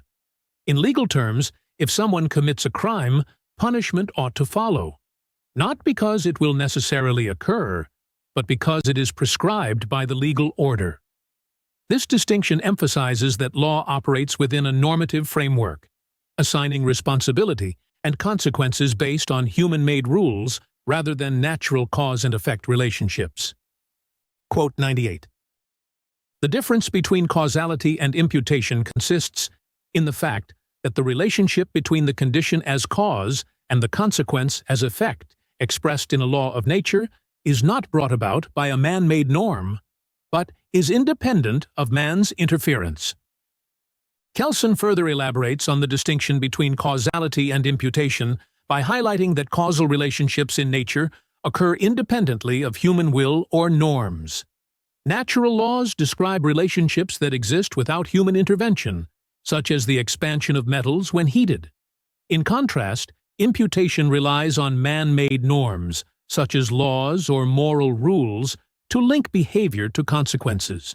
This difference underscores the role of human agency in legal and moral systems, where responsibility and outcomes are not dictated by natural forces, but by societal rules and decisions.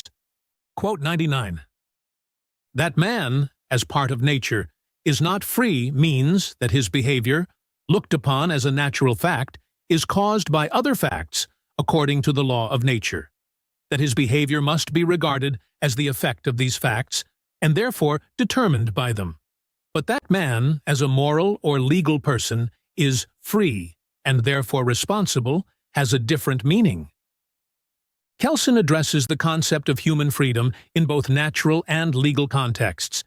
In nature, human behavior is seen as determined by external causes, much like any other natural phenomenon. However, in moral and legal contexts, humans are considered free because they are held responsible for their actions.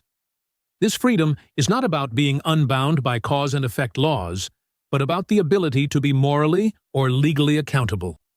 In legal terms, freedom means that individuals can be rewarded or punished based on their behavior, which is judged within the normative framework of responsibility and imputation. Quote 100. That man, subjected to a moral or legal order, is free means he is the end point of an imputation that is possible only on the basis of this normative order. Kelsen redefines the idea of human freedom in the context of legal and moral systems. Rather than freedom meaning a lack of causal determination, as it is often interpreted, Kelsen suggests that freedom in the legal sense means being the end point of an imputation process. When a person is held responsible for their actions and subjected to rewards or punishments, this process of imputation gives them a type of legal or moral freedom. This concept of freedom is therefore intertwined with the normative order, not with a rejection of causality, allowing a person to be free within the constraints of the law, even if their behavior is causally determined. Quote 101. It follows that it is not freedom, i.e., non-determination of will, but its very opposite, causal determinability of will, that makes imputation possible.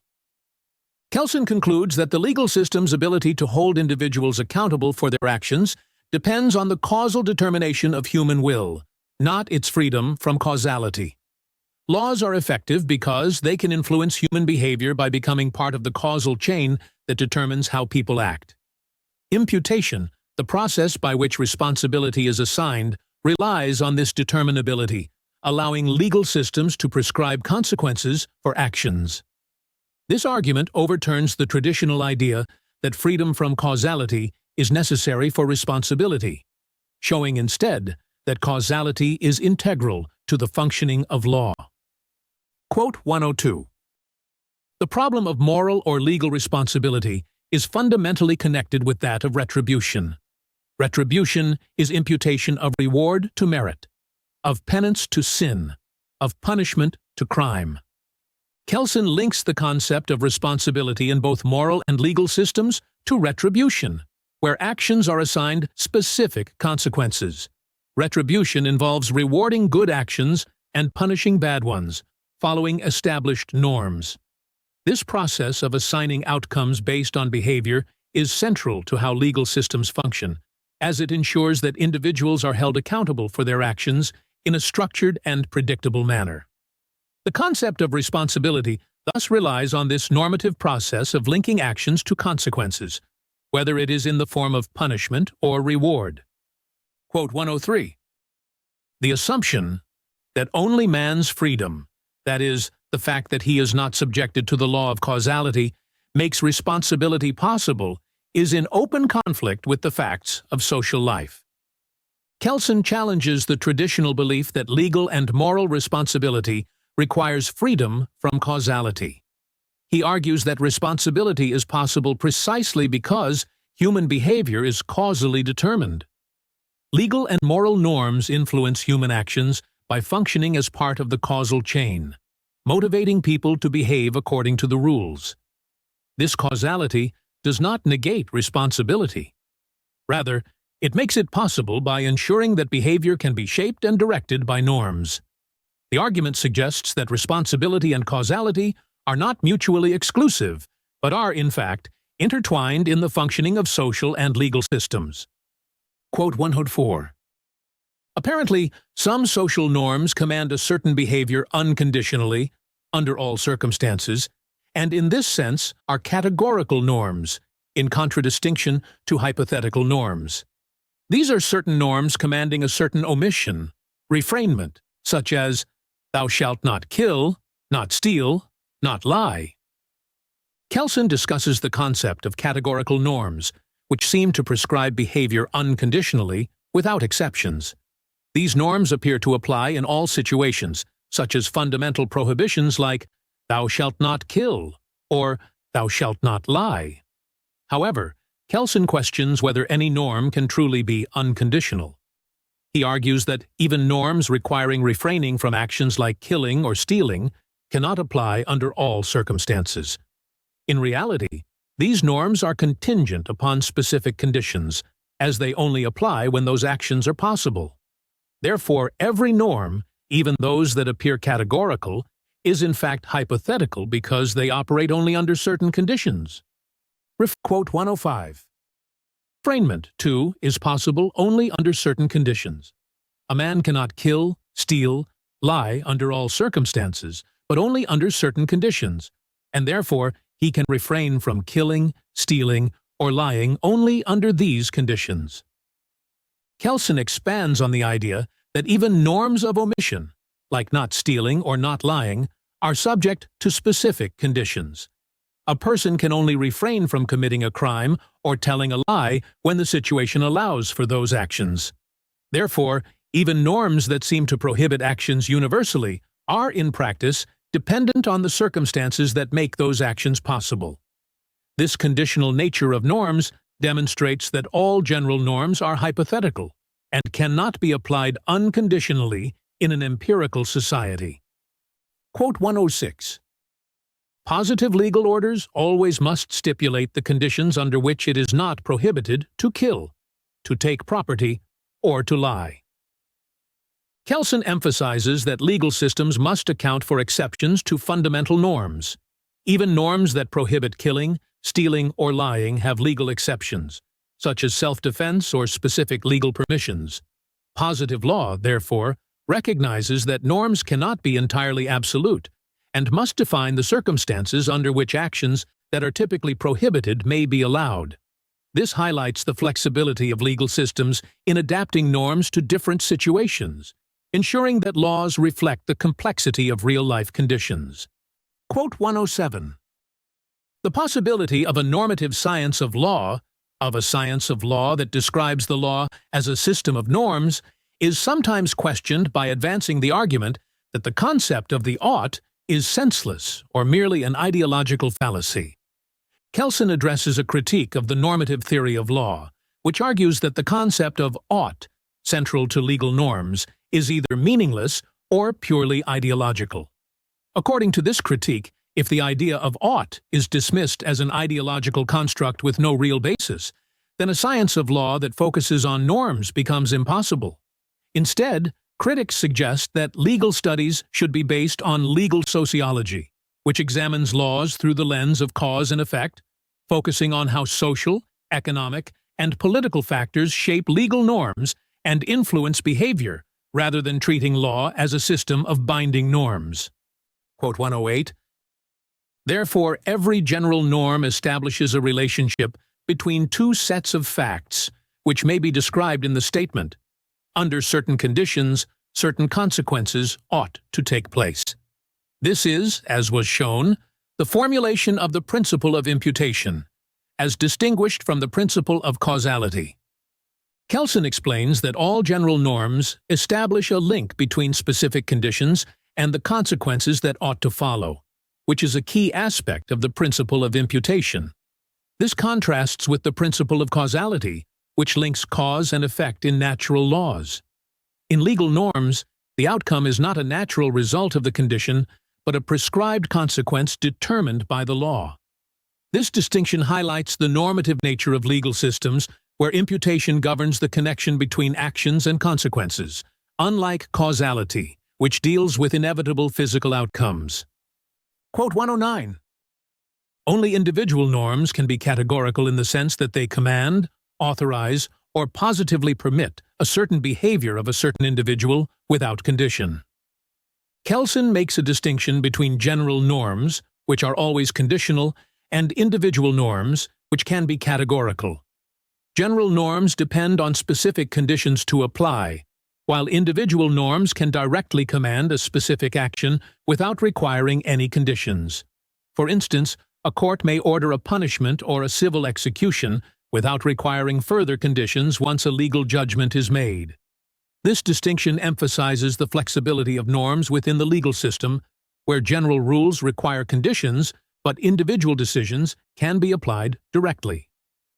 Quote 110, "If the concept of the ought is rejected as senseless, then the law-creating acts can merely be perceived as the means of bringing about a certain behavior of men to whom these acts are addressed, therefore, as causes of certain effects."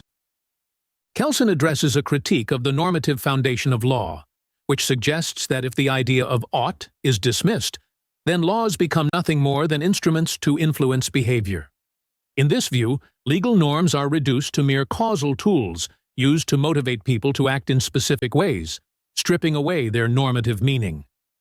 Kelsen opposes this view by defending the ought as essential to understanding legal systems as frameworks of norms rather than mere behavioral controls. Without the ought, the law loses its prescriptive nature and becomes a mechanism of coercion.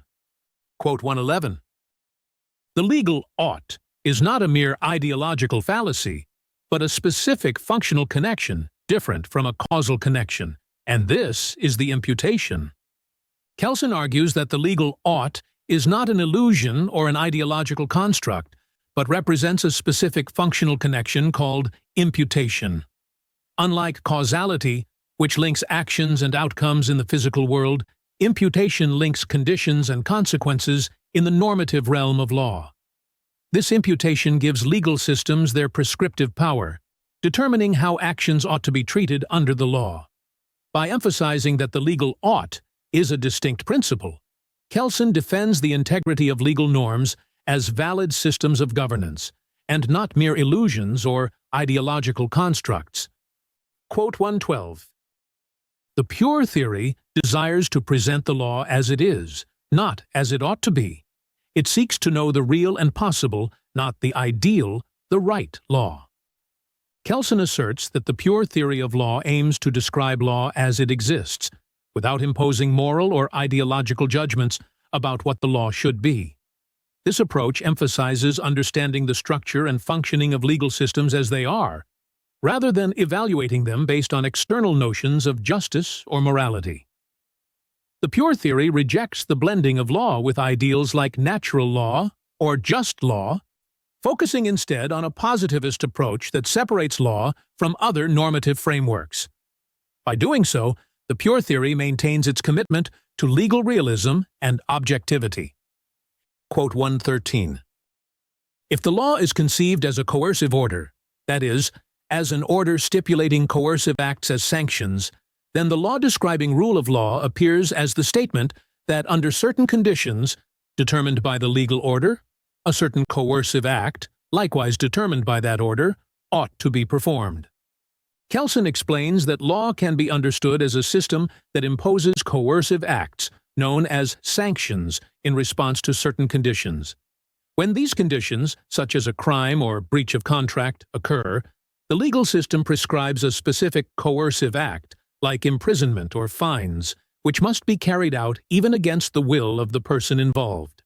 The law thus operates by enforcing its norms through predetermined coercive actions, ensuring that violations are met with appropriate consequences. This view of law as a coercive order emphasizes its role in regulating behavior by imposing sanctions when rules are violated. Quote 114. Sanctions, in the specific sense of the word, appear within national legal orders in two different forms, as punishments, in the narrower sense of the word, and as civil executions. Kelsen distinguishes between two primary forms of sanctions within national legal systems: punishments and civil executions. Punishments refer to criminal sanctions such as imprisonment or fines imposed for violations of criminal law. Civil executions, on the other hand, involve enforcing the fulfillment of obligations, such as seizing property to satisfy a debt. Both forms of sanctions are coercive measures used by the legal system to enforce compliance with its norms, but they apply to different areas of law: criminal law for punishments and civil law for executions. This distinction highlights the various ways in which the legal system uses coercion to maintain order and resolve disputes. Quote 115. First, coercive acts that are sanctions. They are stipulated as reactions against an action or refrainment determined by the legal order, such as imprisonment for theft. Kelsen clarifies that coercive acts considered as sanctions are reactions to specific actions or omissions that the legal order defines as violations. For instance, if an individual commits theft, the legal system prescribes imprisonment as a response to that violation. These sanctions are designed to punish and deter behavior that breaches the legal norms. By defining and enforcing such sanctions, the legal system ensures that violations are addressed, maintaining the authority and order of the legal framework. Quote 116. Second, coercive acts that do not have this character, such as the forced internment of individuals afflicted with an illness constituting a public danger, or individuals considered dangerous because of their race, political views, or religious convictions. Kelsen introduces a second category of coercive acts that are not considered sanctions but are still imposed by the legal system. These acts involve measures like the forced internment of individuals deemed dangerous due to public health concerns or other factors such as political or religious beliefs. Unlike sanctions, these coercive measures are not responses to a violation of law but are implemented to protect public safety or order. This distinction emphasizes that not all coercive acts in law are punitive. Some are preventive measures intended to mitigate broader societal risks. Quote 117. The number of links of an imputation chain is not unlimited, as the links of a causal chain, but limited. There is an end point in the imputation chain, but nothing of the kind in the causal chain. Kelsen points out that in legal systems, imputation, the process of assigning responsibility or consequences to actions, has a finite endpoint, unlike causality in the natural world. In law, a crime or violation leads to a specific consequence, such as punishment, and the responsibility ends there. There is no endless continuation of imputation as there is in causal chains, where every effect becomes a new cause. This difference highlights how legal responsibility is structured and contained within a clear framework, making it distinct from the open-ended nature of causality in natural phenomena. Quote 118. An action or refrainment assumes the character of a delict only if the legal order makes it the condition of a coercive act as a sanction.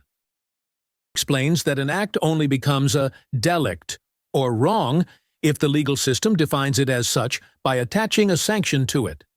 An action or failure to act does not inherently possess the quality of being a delict. It is the legal order that designates certain behaviors as punishable. This perspective shifts the focus from the intrinsic nature of an action to its legal consequences, emphasizing the role of the legal system in determining what constitutes a violation. This means that delicts are not universal or absolute, but are defined by the specific norms of each legal system. Quote 119. There are no mala in SC, but only mala prohibita. Kelsen asserts that there are no actions that are inherently evil or wrong, mala in SC, but rather only actions that are prohibited by law, mala prohibita. This means that behaviors are considered wrong or punishable not because they are inherently immoral, but because the law defines them as such. This statement aligns with legal positivism, which views the law as the sole authority for determining what constitutes a crime or violation. The distinction between mala in SC and mala prohibita highlights the relativism of legal norms, which vary across different legal systems. Quote 120. From the point of view of a theory of positive law, there is no fact that by itself, that is, regardless of a consequence stipulated by the legal order, is a delict.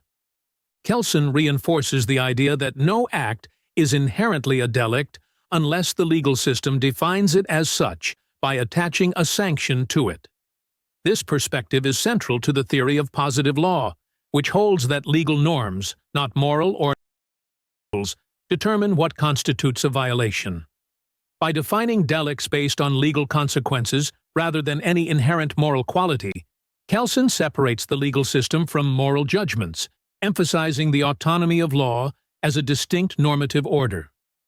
Quote 121. The delict is not a fact standing outside, much less in opposition to, the law, but a fact inside the law and determined by it. It shows that the law, according to its nature, refers specifically to this fact. Kelsen challenges the traditional view that a delict, wrongdoing, is something that violates or opposes the law. Instead, he argues that delicts are part of the legal system itself, as the law defines certain behaviors as delicts by attaching sanctions to them. This means that delicts are not external to the law, but are integral to it, as the legal system explicitly defines and addresses them. This reinterpretation of delicts underscores the law's role in shaping and regulating behavior by determining what actions are considered violations and how they should be handled. Quote 122. An individual has the obligation or duty to behave in a certain way if this behavior is commanded by the social order. To say a behavior is commanded is synonymous with saying an individual has the obligation to behave in a certain way. Kelsen clarifies that legal obligations arise from the commands of a social order. When the law mandates certain behaviors, individuals are legally obligated to act accordingly. The obligation exists because the behavior is prescribed by the legal system, which attaches sanctions to non-compliance. Kelsen's explanation highlights the direct connection between legal norms and the duties they impose. Legal obligation is not an internal impulse, but a formal requirement set by the law, and failure to fulfill these obligations triggers consequences, typically in the form of sanctions. Quote 123. The statement, "An individual is legally obligated to behave in a certain way," is identical with the statement, "A legal norm commands a certain behavior of an individual." Kelsen points out that a legal obligation is nothing more than the legal norm itself, which prescribes a certain behavior. The notion of obligation is inseparable from the legal norm that imposes it, and these are not two separate entities. This understanding reinforces the idea that legal duties stem directly from the norms established by the legal system, with the obligation simply being the individual's duty to comply with the prescribed behavior. In this view, obligation is a legal construct tied to the norm, not a distinct concept with an independent existence. Quote 124. A legal obligation is nothing else but the positive legal norm which commands the behavior of an individual by attaching a sanction to the opposite behavior. Kelsen further elaborates that a legal obligation exists only because the law mandates specific behavior and enforces compliance by attaching sanctions to its violation. This means that the obligation is purely a product of the legal order, without any inherent moral or natural basis. The existence of the obligation depends entirely on the legal system's determination that a certain behavior must be followed, and the corresponding sanction ensures compliance. This purely legalistic view emphasizes the central role of norms in creating obligations, detached from any moral or philosophical considerations. Quote 125. Legally obligated is the individual who, by his behavior, is able to commit the delict, and thereby bring about the sanction, the potential delinquent, or the individual who, by the opposite behavior, is able to avoid the sanction. Kelsen explains that legal obligations are closely tied to sanctions, as the individual who is obligated to behave in a certain way is also the one who can trigger a sanction by violating that obligation. The person becomes a potential delinquent if they fail to fulfill their duty, leading to the imposition of a sanction. On the other hand, compliance with the obligation allows the individual to avoid the sanction altogether.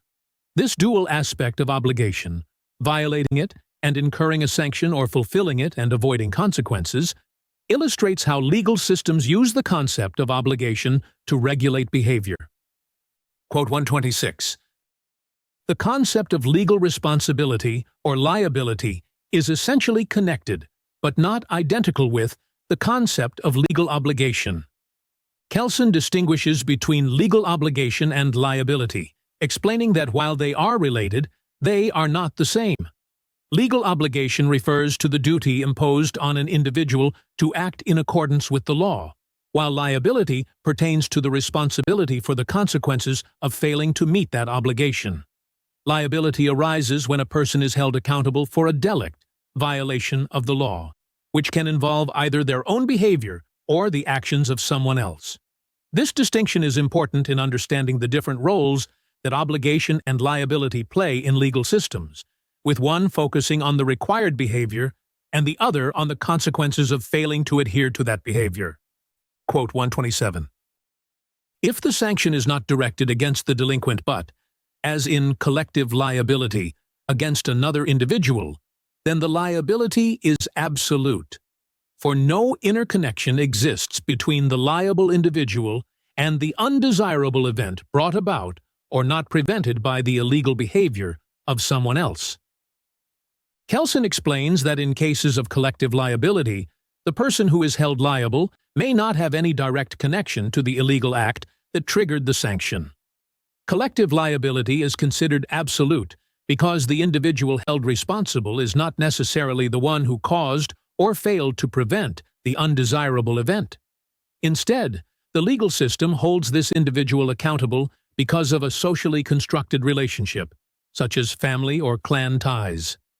This form of liability contrasts with fault-based liability, where the person responsible for the sanction is directly linked to the wrongful behavior. Absolute liability highlights a more primitive or collectivist approach to justice, where responsibility extends beyond the individual who committed the offense. Quote 128. The concept of a legal obligation refers exclusively to a positive legal order and has no moral implication whatever. Kelsen emphasizes that legal obligations arise solely from the legal system and are not connected to moral principles. This distinction reinforces his positivist view of law, where obligations are determined by legal norms, regardless of whether they align with moral values. A legal obligation is purely a product of the legal order, and its fulfillment or violation is judged according to legal standards, not moral ones. Kelsen's point here underlines the separation between law and morality, with legal obligations existing independently of any ethical considerations. Quote 129. Only if an individual is legally obligated to behave in a certain way toward another, has the other one a right to this behavior. Indeed, the reflex right of the one consists solely in the obligation of the other. Kelsen discusses the concept of reflex rights, which are the mirror image of legal obligations. If one person is legally obligated to act or refrain from acting in a certain way toward another, then the second person has a corresponding right to that behavior. However, this right is not an independent legal fact, but is entirely dependent on the obligation. In other words, rights are not separate entities, but exist only as reflections of the duties imposed on others by the legal system. This understanding challenges the traditional view that rights are primary and obligations secondary, suggesting instead that rights are simply a function of the obligations placed on others. Quote 130.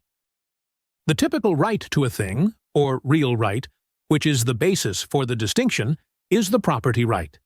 Traditional science of law defines it as the exclusive dominion of a person over a thing, and thereby distinguishes this right from the right to claim, which is the basis only of personal legal relations. Kelsen examines the legal concept of property rights, which are often seen as exclusive control over an object.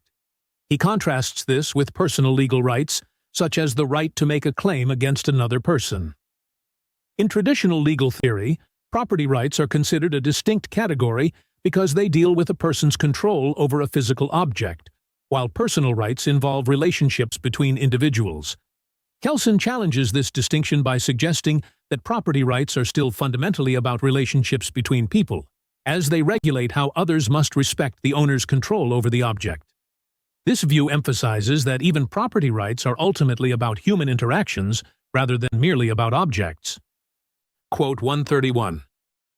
The protection consists in the legal order attaching a sanction to the violation of this interest, which means in stipulating a legal obligation not to violate the interest. Kelsen argues that legal rights are protected by the legal system through the attachment of sanctions. When a person's legal interest is violated, the legal order enforces a sanction against the violator, thus ensuring the protection of that interest. This protection is not inherent in the interest itself, but is created by the legal system through the establishment of obligations and consequences. By linking rights to the legal system's ability to enforce sanctions, Kelsen highlights how the law provides security for individual interests by imposing legal obligations on others not to infringe on those rights. Quote 132.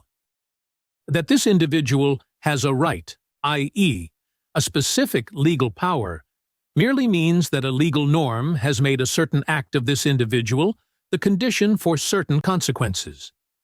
Kelsen explains that when we say an individual has a right, it means that the legal system has given them the authority to perform a specific action that leads to certain legal consequences.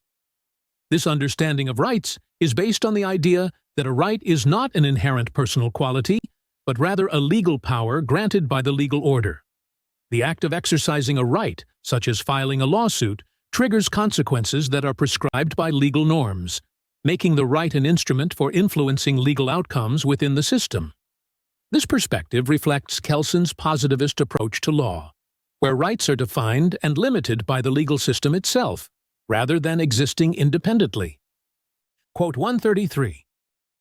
The essence of the right that is more than a mere reflex of a legal obligation consists in the fact that a legal norm confers upon an individual the legal power to bring about by a lawsuit the execution of a sanction as a reaction against the non-fulfillment of the obligation.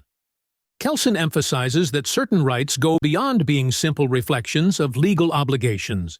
In cases where an individual has the legal power to initiate a lawsuit to enforce a sanction, their right is more substantial.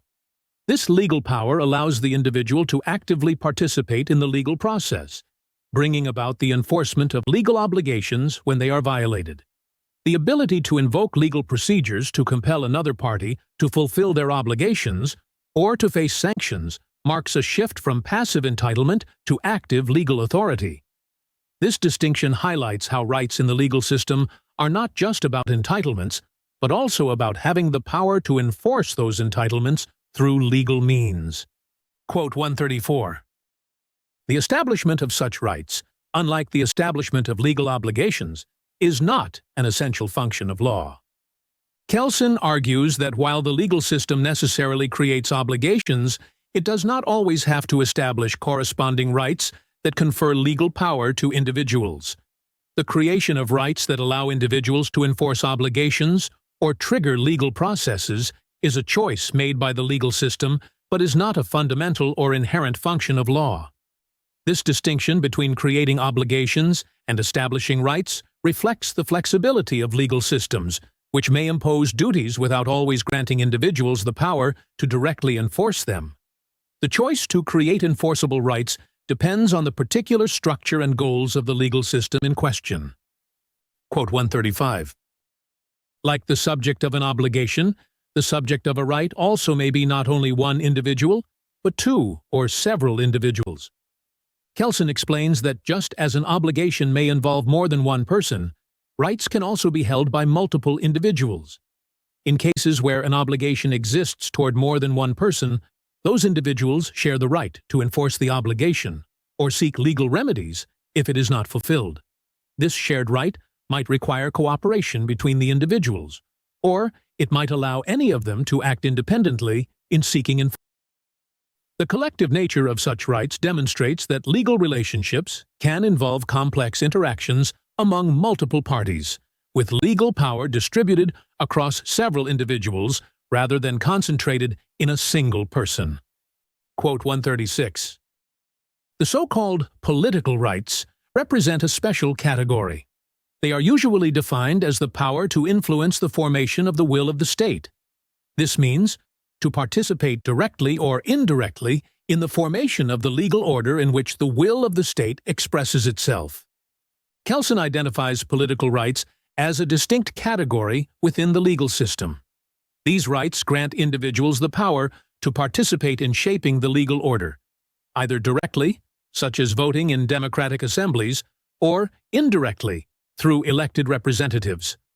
Political rights allow citizens to influence the formation of laws and regulations, reflecting the democratic principle that those subject to legal norms should have a role in creating them. These rights differ from private legal rights, which are primarily concerned with personal relationships and obligations. Political rights are fundamentally about involvement in the governance and lawmaking processes of the state, emphasizing the role of citizens in the operation of democratic systems.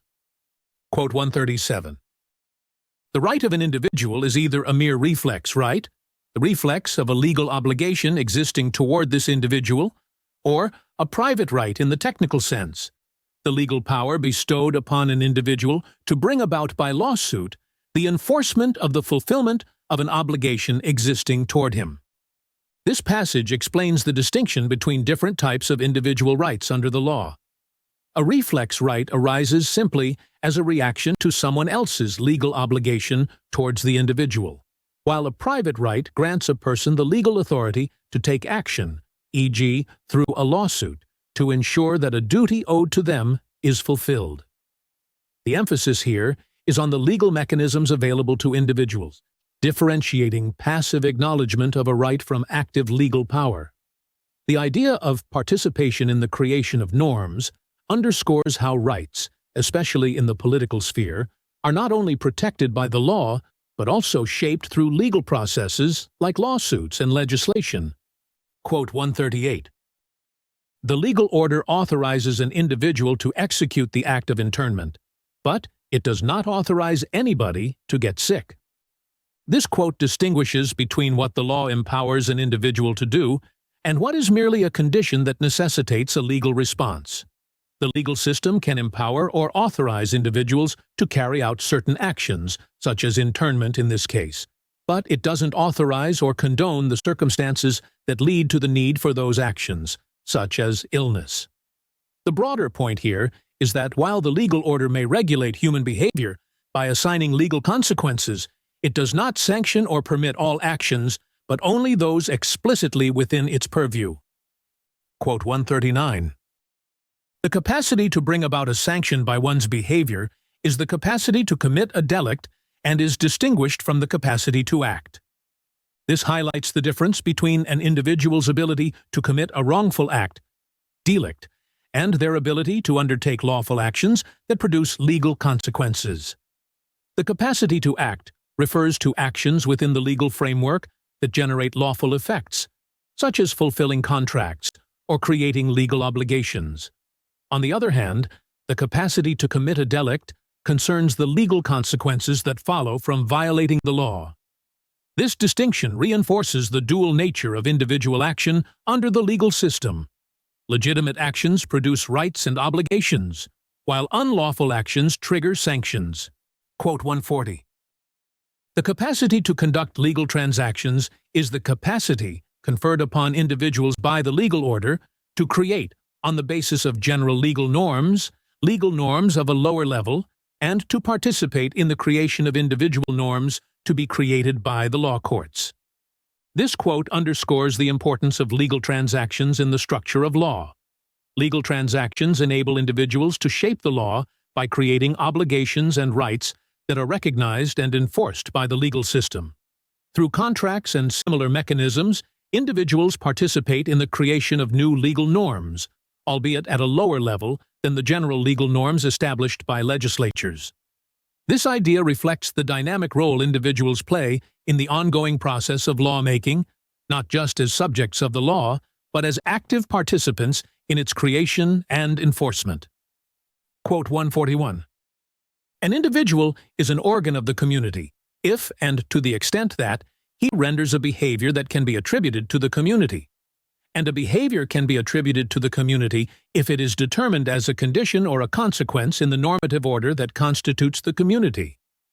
This passage presents the concept of an individual acting as an organ of the legal community.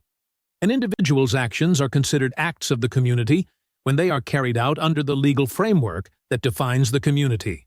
The legal order determines whether an individual's behavior can be seen as representative of the collective interests of the community. This framing emphasizes that individuals, through their legal roles, contribute to the functioning of the community by adhering to and fulfilling legal norms, thus reinforcing the idea that law is a collective enterprise. Quote 142. The capacity to bring about legal consequences by one's behavior may also be understood as capacity to act. Here, the text explains that the legal notion of capacity to act extends to the ability to influence legal outcomes through behavior. This capacity is not limited to creating obligations and rights, but also encompasses avoiding legal sanctions through lawful behavior. The point being made is that law not only concerns the creation of new legal norms, but also governs the ongoing management of legal relationships, including the avoidance of negative consequences. In this sense, the capacity to act is a broader legal concept, encompassing both proactive and reactive legal engagements. Quote 143. Traditional theory designates as legal capacity the capacity of an individual to have rights and legal duties, or to be the subject of rights and duties. In this statement, Kelsen outlines the traditional concept of legal capacity, which is the ability of an individual to hold rights and be subject to duties under the law. Modern law typically recognizes all human beings as capable of having legal rights and duties. However, not all individuals possess the capacity to act, meaning that they cannot always perform the actions necessary to assert or fulfill these rights and duties. For instance, children and the mentally ill often require legal representatives to act on their behalf. This sets up a key distinction in the legal theory between possessing legal capacity and the ability to act within the law. Quote 144. If an individual is legally obliged to behave in a certain way, if his opposite behavior is the condition of a sanction directed against him, or his relations, which means if he is able to bring about by his behavior a sanction as a legal consequence, then he must have the capacity to act. This statement explains that the ability to face legal consequences, whether fulfilling or violating a legal obligation, requires the capacity to act. Without this capacity, the law cannot hold a person accountable for their actions. In the case of children or the mentally ill, they are not held responsible for their behavior in the same way as adults with full capacity because they lack this fundamental legal ability to bring about sanctions through their actions. Thus, they cannot be seen as fully responsible or capable under the law in the way individuals with full capacity are. Quote 145. The child and the mentally ill do not have the legal duties constituted by punitive sanctions because their behavior is not the condition of a punitive sanction. This quote reinforces the idea that individuals who lack legal capacity, such as children and the mentally ill, are not subject to punitive sanctions because they cannot be considered responsible for their behavior in the legal sense. Their actions are not seen as triggering the legal consequences that would apply to individuals with the capacity to act. Instead, the responsibility may fall on those charged with their care, such as parents or guardians, who are legally obliged to prevent harmful or unlawful behavior. Quote 146. The representative is obligated to dispose of the property only in the interest of the represented individual, especially to yield the use or consumption of the property to the represented individual to the extent of the latter's ability. This passage highlights the role of legal representatives who act on behalf of individuals who lack the capacity to act, such as children or the mentally ill. The representative's obligation is to manage the property or assets of the person they represent, but always in the best interest of that individual. Even though the represented person cannot act on their own behalf, the representative must ensure that any actions taken with their property benefit them, preserving their rights and legal interests. Quote 147. An individual is regarded as a representative of the individual incapable of acting, because the situation is presented as if this individual, while not by himself, but through the representative, could fulfill obligations and exercise rights. This quote elaborates on the legal fiction that allows individuals incapable of acting, such as children or the mentally ill, to participate in legal processes through their representatives. The law constructs this fiction by treating the actions of the representative as if they were the actions of the person being represented. This legal construct enables individuals who are otherwise incapable of fulfilling legal obligations or exercising rights to have their interests represented and protected in legal transactions. Quote 148. Direct representation is present when the legal transaction, performed on the basis of an authorization, has, according to the law, direct legal effect for the authorizing individual, so that the obligations created by the legal transaction of the representative can be fulfilled or violated, and the rights created by the legal transaction of the representative be exercised only by the authorizer, the principal. This passage explains the concept of direct representation in legal terms. It occurs when an authorized representative carries out a legal transaction, but the legal effects, both obligations and rights, apply directly to the person who authorized the representative. This means the individual being represented holds all the legal responsibilities and entitlements generated by the representative's actions, as if they had performed the transaction themselves. The key point is that the actions of the representative are legally attributed to the principal, making them responsible for fulfilling the obligations or reaping the benefits, while the representative acts purely as a conduit for these legal effects. Quote 149. The corresponding of obligation and right means that the right is a reflex of the obligation, that a relation exists between the individuals in which the one is obligated to a certain behavior toward the other. Here, Kelsen discusses the traditional view of the relationship between obligations and rights. According to this view, a right is simply the mirror image or reflex of an obligation, meaning that if one person is obligated to act in a certain way toward another, the latter has the right to expect that action. The relationship is created by the legal order, which establishes the duty for one party and the corresponding right for the other. This explanation frames legal obligations and rights as two sides of the same coin, with the legal system ensuring that both are enforced. Quote 150. Only in the exercise of a legal power, that is, in the creation or application of norms, could individuals be considered as superior to those who are obligated or entitled by the norms created or applied by the others. This statement emphasizes that superiority in legal relationships arises not from the individuals themselves, but from the legal norms they are authorized to create or apply. Individuals acting within their legal authority, such as lawmakers or judges, can be seen as superior to those bound by the norms they establish. But this superiority is only a function of the legal system, not an inherent personal quality. The passage underlines that power dynamics in law come from the structures of the legal order, which assign certain people the authority to create or enforce rules that others must follow. Quote 151. The reflex right is only the legal obligation, seen from the viewpoint of the individual toward whom the obligation has to be fulfilled. Therefore, no relation between a legal duty and the corresponding reflex right exists. This quote challenges the traditional concept of reflex rights. Kelsen argues that a reflex right is merely the same legal obligation, viewed from the perspective of the person to whom the obligation is owed. Consequently, there is no real distinction between a legal duty and the corresponding right. Both concepts describe the same legal situation, just from different angles. Therefore, the notion of a reflex right becomes redundant, as it adds no additional meaning to the legal relationship beyond the existence of the obligation itself. Quote 152.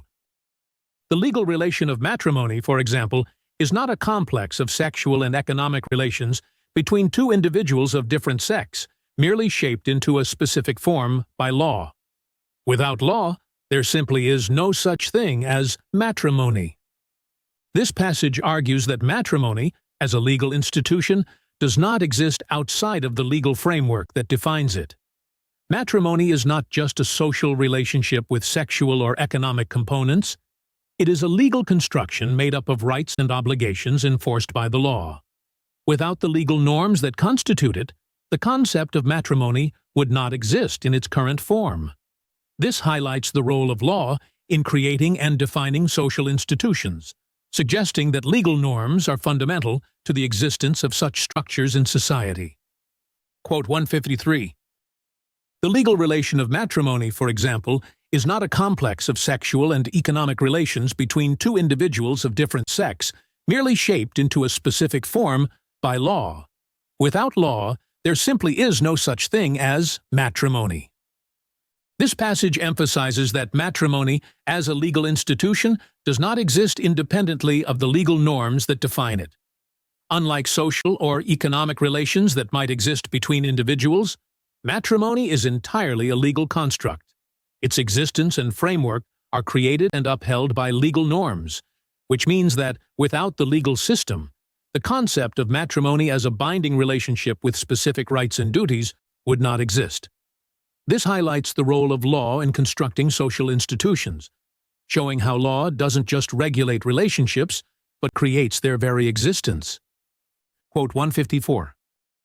To be a person, or to have a legal personality, is identical with having legal obligations and subjective rights. Kelsen underscores that legal personality is not an inherent attribute, but is defined by the possession of legal rights and obligations. When the law confers rights or imposes duties upon an individual, it is this set of rights and duties that constitutes the legal personality. Therefore, being a legal person simply means being the subject of legal norms that direct behavior in the form of obligations or rights. This definition suggests that legal personality is more of a functional concept within a legal system, rather than an inherent or natural quality. Quote 155. The physical person is not a human being, but the personified unity of the legal norms that obligate or authorize one and the same human being.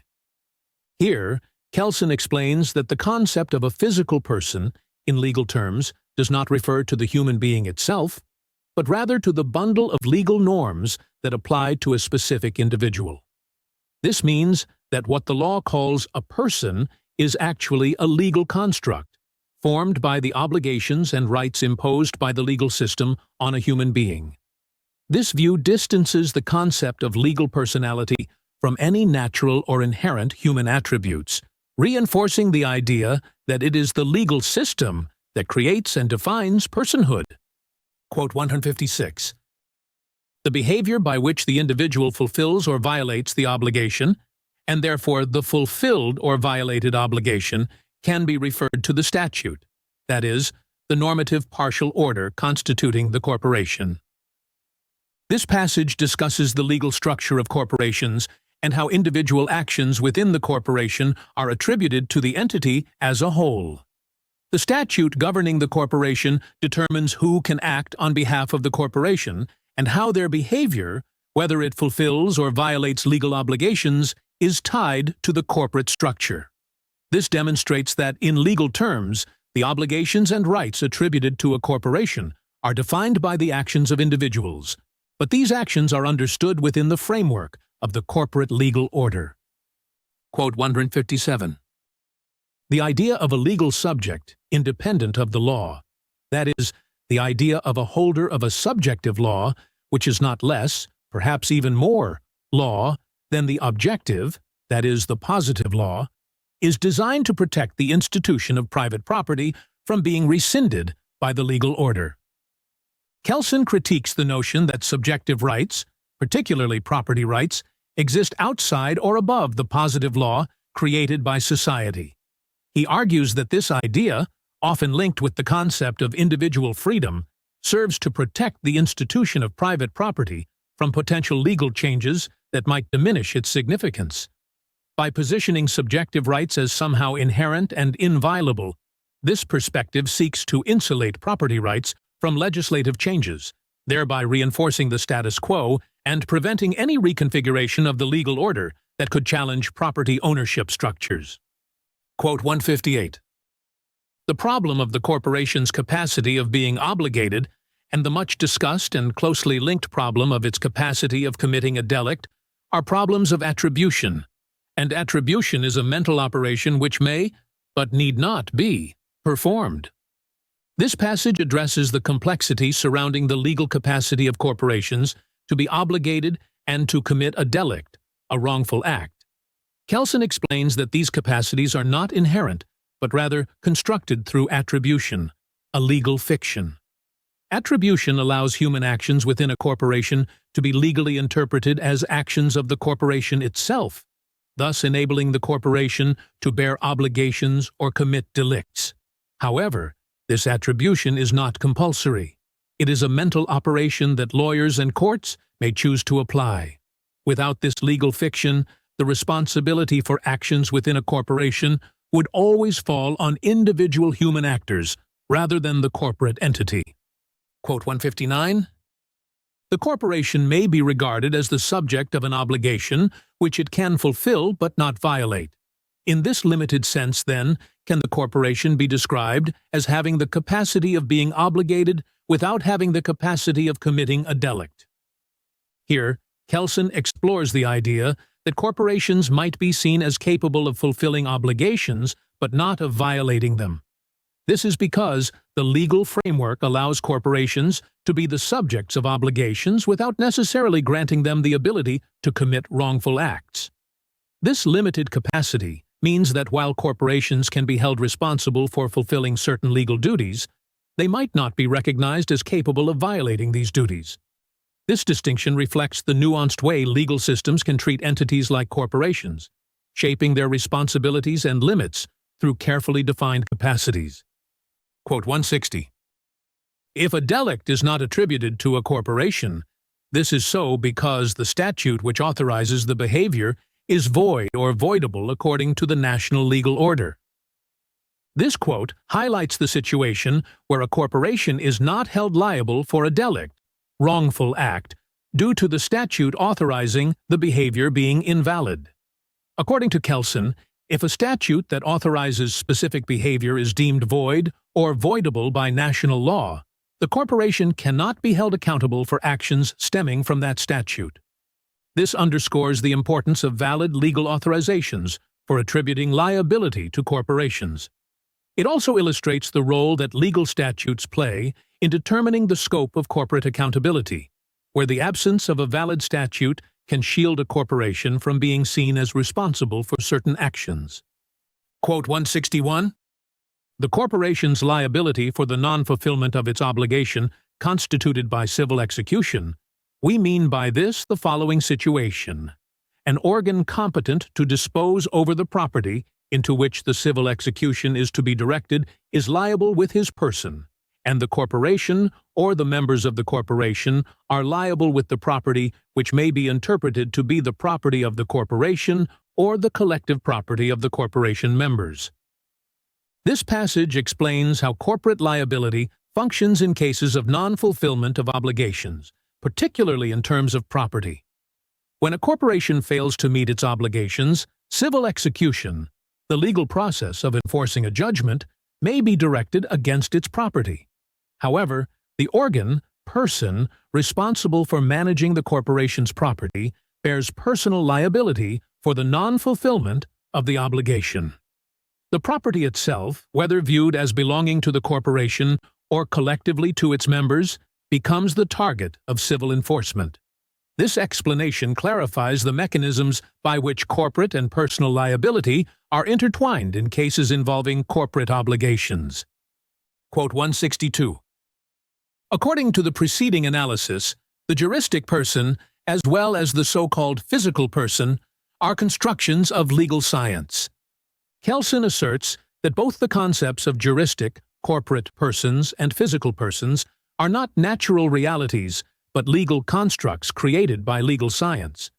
These constructs serve as tools to simplify and explain complex legal relationships, such as the attribution of rights and obligations. The legal person, whether corporate or individual, exists as a framework for understanding how legal norms apply to human behavior. This passage emphasizes that legal personhood is a product of the legal system's need for organization and clarity, rather than an inherent quality of individuals or entities. Quote 163. A norm referring to the behavior of a human being is valid, means that it is binding, that an individual ought to behave in the manner determined by the norm. This quote explains that when a legal norm is described as valid, it implies that it imposes a binding obligation on individuals to behave in a specific way. The term validity in the context of law is not just about the existence of a rule, but about its authoritative force, meaning that individuals are expected to act in accordance with the norm. The validity of a norm gives it its power to regulate human behavior, emphasizing that the law's authority lies in its ability to dictate how individuals ought to act. Quote 164. From the circumstance that something is cannot follow, that something ought to be, and that something ought to be cannot be the reason that something is. This quote highlights the distinction between facts, what is, and norms, what ought to be. Kelsen argues that facts cannot generate norms, meaning that just because something exists or occurs in reality, it does not imply that it should be that way from a legal or moral standpoint. Likewise, the existence of a norm that prescribes behavior is explained purely by the fact that something is happening. This distinction reinforces the idea that norms belong to a different realm of reasoning than empirical facts, underscoring the independence of legal norms from factual occurrences. Quote 165. The question why a norm is valid, why an individual ought to behave in a certain way, cannot be answered by ascertaining a fact, that is, by a statement that something is. In this passage, Kelsen points out that the validity of legal norms cannot be explained or justified by simply referring to facts or events. The question of why a norm should be followed, or why it is considered valid, requires an appeal to other norms, not to factual reality. This separation between norms and facts means that the authority of a legal norm is grounded within the normative system itself, rather than in external realities, reinforcing the abstract and hierarchical nature of legal systems. Quote 166. It looks as if one could give as a reason for the validity of a norm the circumstance that it was established by an authority, human or divine. Kelsen observes that people might be inclined to justify the validity of a norm by pointing to its origin, such as its establishment by a recognized authority, whether human or divine. For example, religious commandments might be considered valid because they are believed to have been issued by God. However, this explanation does not fully address the question of the norm's intrinsic validity. It merely shifts the justification to the authority itself. Kelsen implies that the deeper justification for the validity of a norm lies within the normative system, not simply in the fact of its origin. Quote 167. The reason for the validity of a norm can only be the validity of another norm. Kelsen argues here that legal norms derive their validity from other norms, creating a hierarchical structure within a legal system. This idea means that a norm's authority cannot stand alone, but must be justified by a higher norm. The chain of validity continues until it reaches a fundamental or basic norm that provides the ultimate foundation for all other norms within the legal system. This explanation highlights how the law is structured through layers of interconnected norms, each deriving authority from one another. Quote 168. The search for the reason of a norm's validity cannot go on indefinitely, like the search for the cause of an effect. It must end with a norm which, as the last and highest, is presupposed. This quote explains that the chain of legal justification must eventually stop at a point where further questioning is not possible, which is the basic norm. Unlike causal chains in other fields, the search for the foundation of legal norms ends with an assumption that this final norm is valid without needing further justification. This basic norm, though presupposed, serves as the foundation that grants legitimacy to all other norms in a legal order. This concept emphasizes that the legal system ultimately rests on a foundational assumption, which is essential for the coherence of the legal order. Quote 169.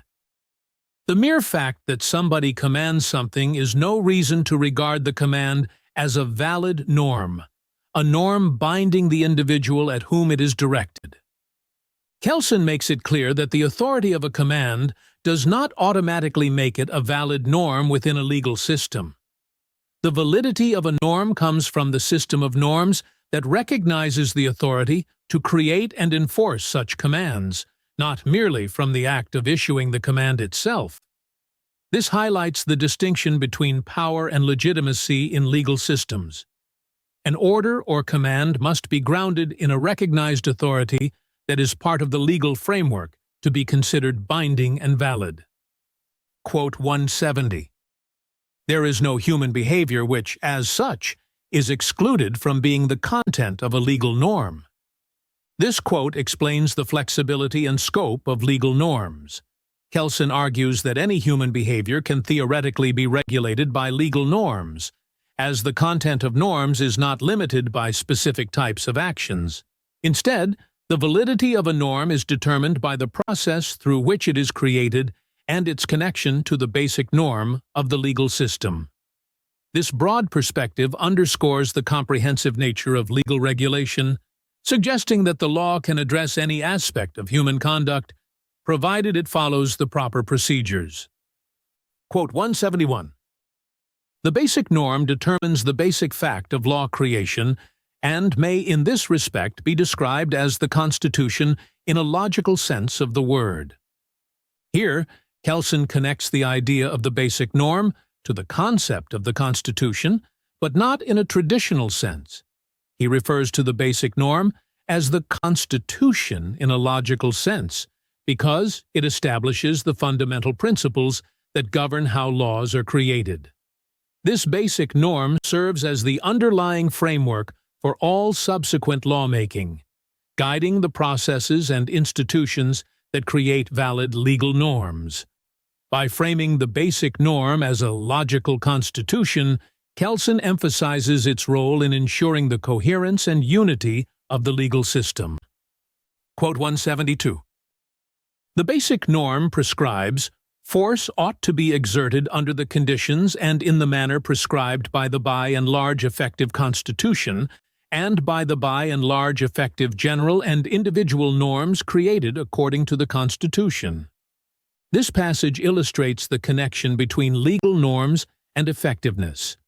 Kelsen explains that the basic norm, which serves as the foundation of a legal system, stipulates that force or coercion should only be applied in accordance with norms that are established under a generally effective constitution.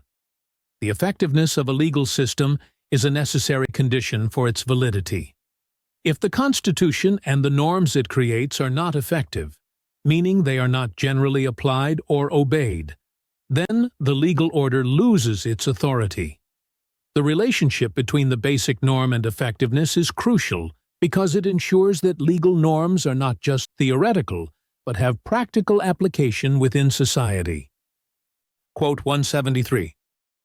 A revolution in the broader sense of the word, that includes a coup d'etat, is every not legitimate change of this constitution or its replacement by another constitution.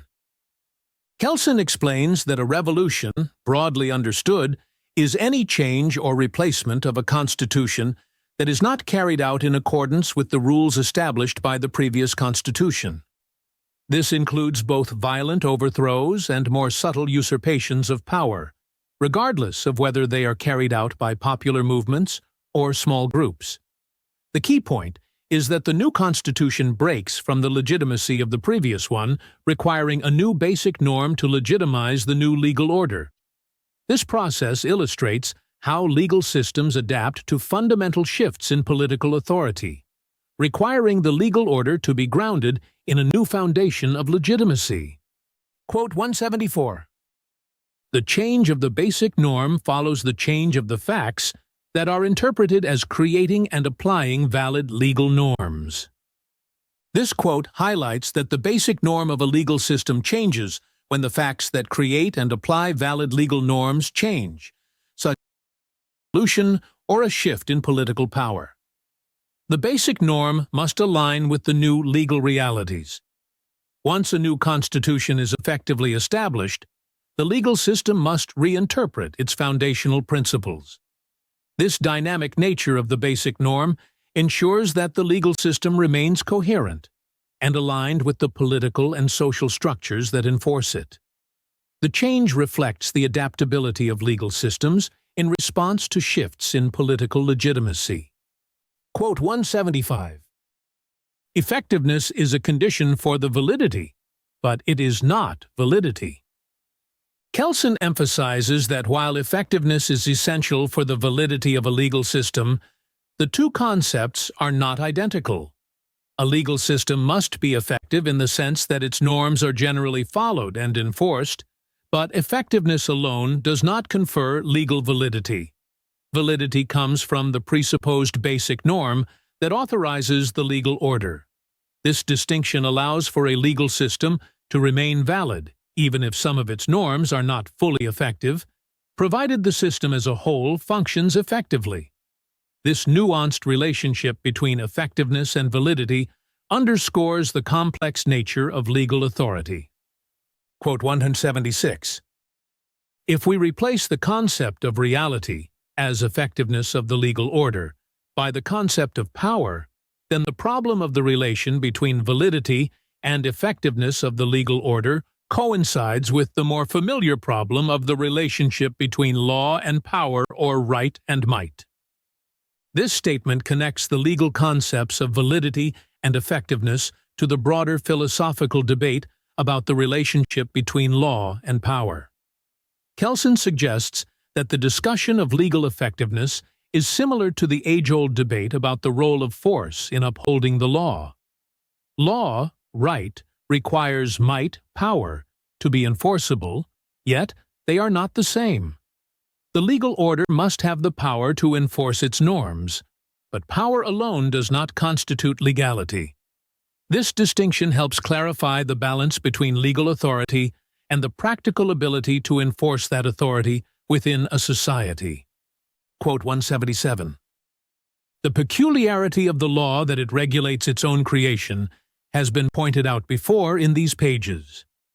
This can be done by a norm determining merely the procedure by which another norm is to be created. This statement highlights a unique feature of legal systems. They have the capacity to regulate their own formation. In this context, Kelsen explains that the law itself contains the norms that guide the process by which new laws are created. These norms not only prescribe the content of new laws, but also outline the procedures that must be followed in their creation.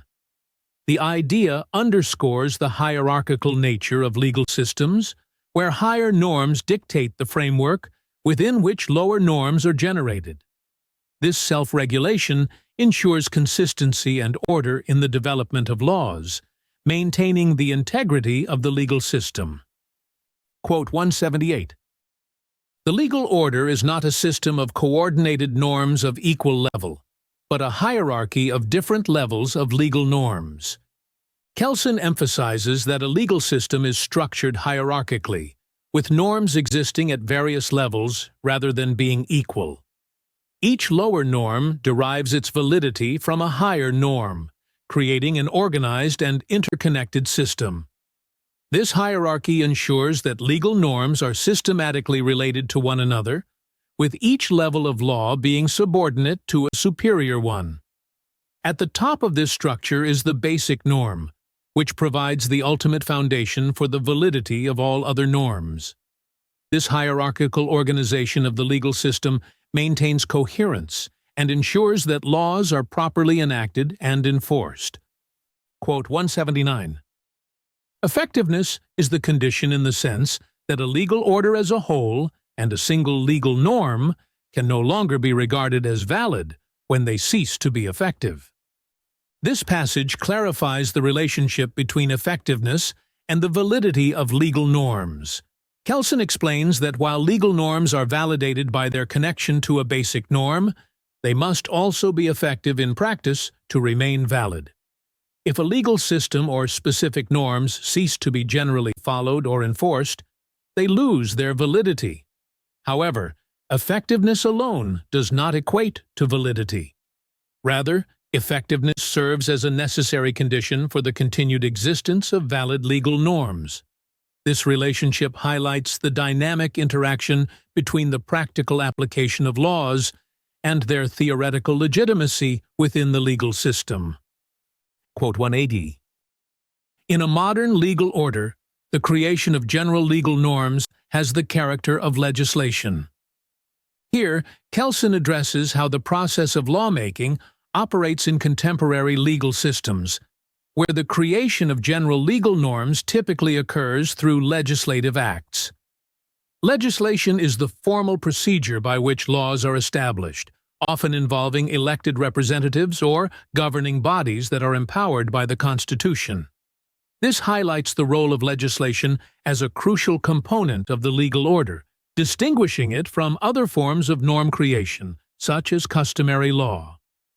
Legislation provides a clear and structured method for creating laws that reflect the will of the state, ensuring that legal norms are consciously enacted and publicly recognized. Quote 181.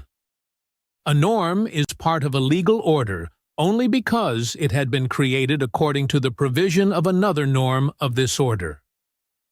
Kelsen explains that a legal norm gains its status as part of a legal system because it has been created in accordance with another, higher norm within that system.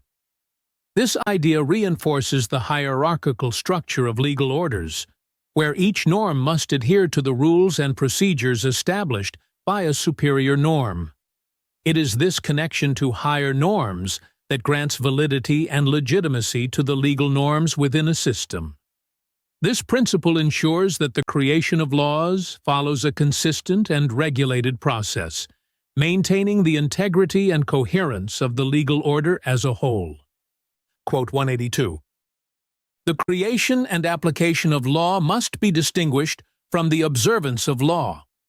Law is observed by that behavior to whose opposite is attached the coercive act of the sanction. This quote explains the difference between the creation, application, and observance of law. Kelsen states that while laws are created and applied by certain organs or processes, observance of law is a separate concept that refers to individuals' compliance with legal norms. Observance involves following the behavior prescribed by law, thereby avoiding sanctions. When individuals behave in accordance with the law, they are fulfilling legal obligations, which primarily exist to prevent the triggering of legal sanctions. This distinction highlights the broader framework of how laws are not only formulated and applied, but also how they govern behavior within a society. Quote 183. The judicial decision does not have merely declaratory character, as is sometimes assumed. This statement emphasizes that judicial decisions are not merely a declaration of pre-existing laws. They also have a constitutive function, meaning they contribute to the creation of legal norms. Courts do not simply find the law, rather, they play an active role in shaping it, especially when they apply general norms to specific cases, thus individualizing them. The court's decision becomes part of the legal process, determining the legal situation in a particular case. This idea challenges the traditional view that judicial decisions only declare what the law already is, recognizing instead that courts participate in the ongoing creation of law through their rulings. Quote 184. It is important to realize that even the ascertainment of the fact that a delict had been committed represents an entirely constitutive function of the court. Here, Kelsen highlights the significant role that courts play in determining facts relevant to legal cases. The process of ascertaining whether a crime, delict, was committed is not merely about recognizing an objective truth, but rather involves the court's authority to create legal facts through its procedures. This constitutive role means that a fact is only legally recognized once it has been formally established by the court. Kelsen points out that this process, far from being purely declarative, actually generates the legal reality that underpins the imposition of sanctions or other legal consequences. Quote 185.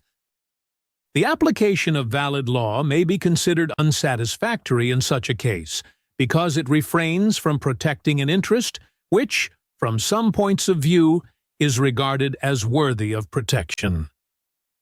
Kelsen acknowledges that sometimes the application of law may not lead to outcomes that are considered just or fair, depending on the perspective of those involved. When courts dismiss actions because the law does not recognize certain behaviors as illegal, it may leave some parties feeling unprotected, even though the legal system is functioning correctly within its framework. This highlights the limitations of legal systems, which cannot protect every interest or resolve every conflict, as the law can only address those behaviors it specifically prohibits or regulates. Quote 186. It is also possible, however, that the legal order authorizes the court not to dismiss the action or not to acquit the accused, but, if the court considers the lack of such a general norm as unjust or unequitable, to find for the plaintiff or to sentence the accused. This quote introduces the concept of judicial discretion in cases where the law does not provide a clear norm. In some legal systems, courts may be given the authority to create new legal norms in situations where the existing law is deemed inadequate or unjust. This allows the court to act in a quasi-legislative capacity, crafting individual legal norms for specific cases. The passage underscores the flexibility within legal systems that enables courts to adapt the law to unforeseen circumstances or to address gaps in legislation, though this power is usually limited to individual cases. Quote 187. If courts are authorized to create individual and general norms, they compete with the legislative organ established by the Constitution. This means a decentralization of the legislative function. This statement explains the dynamics between courts and legislatures when courts are empowered to create legal norms. By allowing courts to create both individual decisions and general precedents, the legislative process becomes somewhat decentralized. Instead of all legal norms coming from a central legislative body, courts can independently contribute to lawmaking. This decentralization enhances the flexibility of the legal system by allowing it to adapt more readily to new or unforeseen situations through judicial interpretation. However, it also introduces a level of unpredictability, as different courts may interpret similar cases in different ways, potentially leading to a lack of uniformity in legal rulings. Quote 188. The presupposition of this general norm is indispensable, as has been said, if the decision of the concrete case is to be regarded as just. Kelsen argues that even in systems of free jurisdiction, where judges have significant discretion, their decisions must still be based on some general norm to be considered just. Without the application of a general norm, it would be impossible to justify legal decisions, as they would lack the necessary foundation for their validity. This reliance on general norms, even in discretionary cases, underscores the need for a legal system to maintain some level of consistency and rationality in its decisions. It also illustrates that legal decisions, while addressing specific circumstances, must still adhere to broader principles that ensure fairness and legitimacy. Quote 189. The judicial decision is the continuation, not the beginning, of the law-creating process. This quote emphasizes that judicial decisions are part of an ongoing legal process, rather than the starting point of law creation. Courts apply general norms or precedents established by legislation or custom to specific cases, thereby contributing to the development of law. By doing so, they continue the law-creating process rather than initiating it. This concept reflects the hierarchical structure of the legal system, where each level of law builds on what has come before, with courts interpreting and applying existing norms to new situations. Quote 190. The law-creating function of the courts becomes particularly visible when a court is authorized to create a general norm by establishing a precedent. This passage explains that courts, particularly those of last instance, have a law-creating function that becomes evident when they establish legal precedents. These precedents set general norms that future courts apply in similar cases. By deciding a case in the absence of an existing general norm, a court effectively creates new law. This is not merely the application of existing statutes, but a form of decentralized legislation.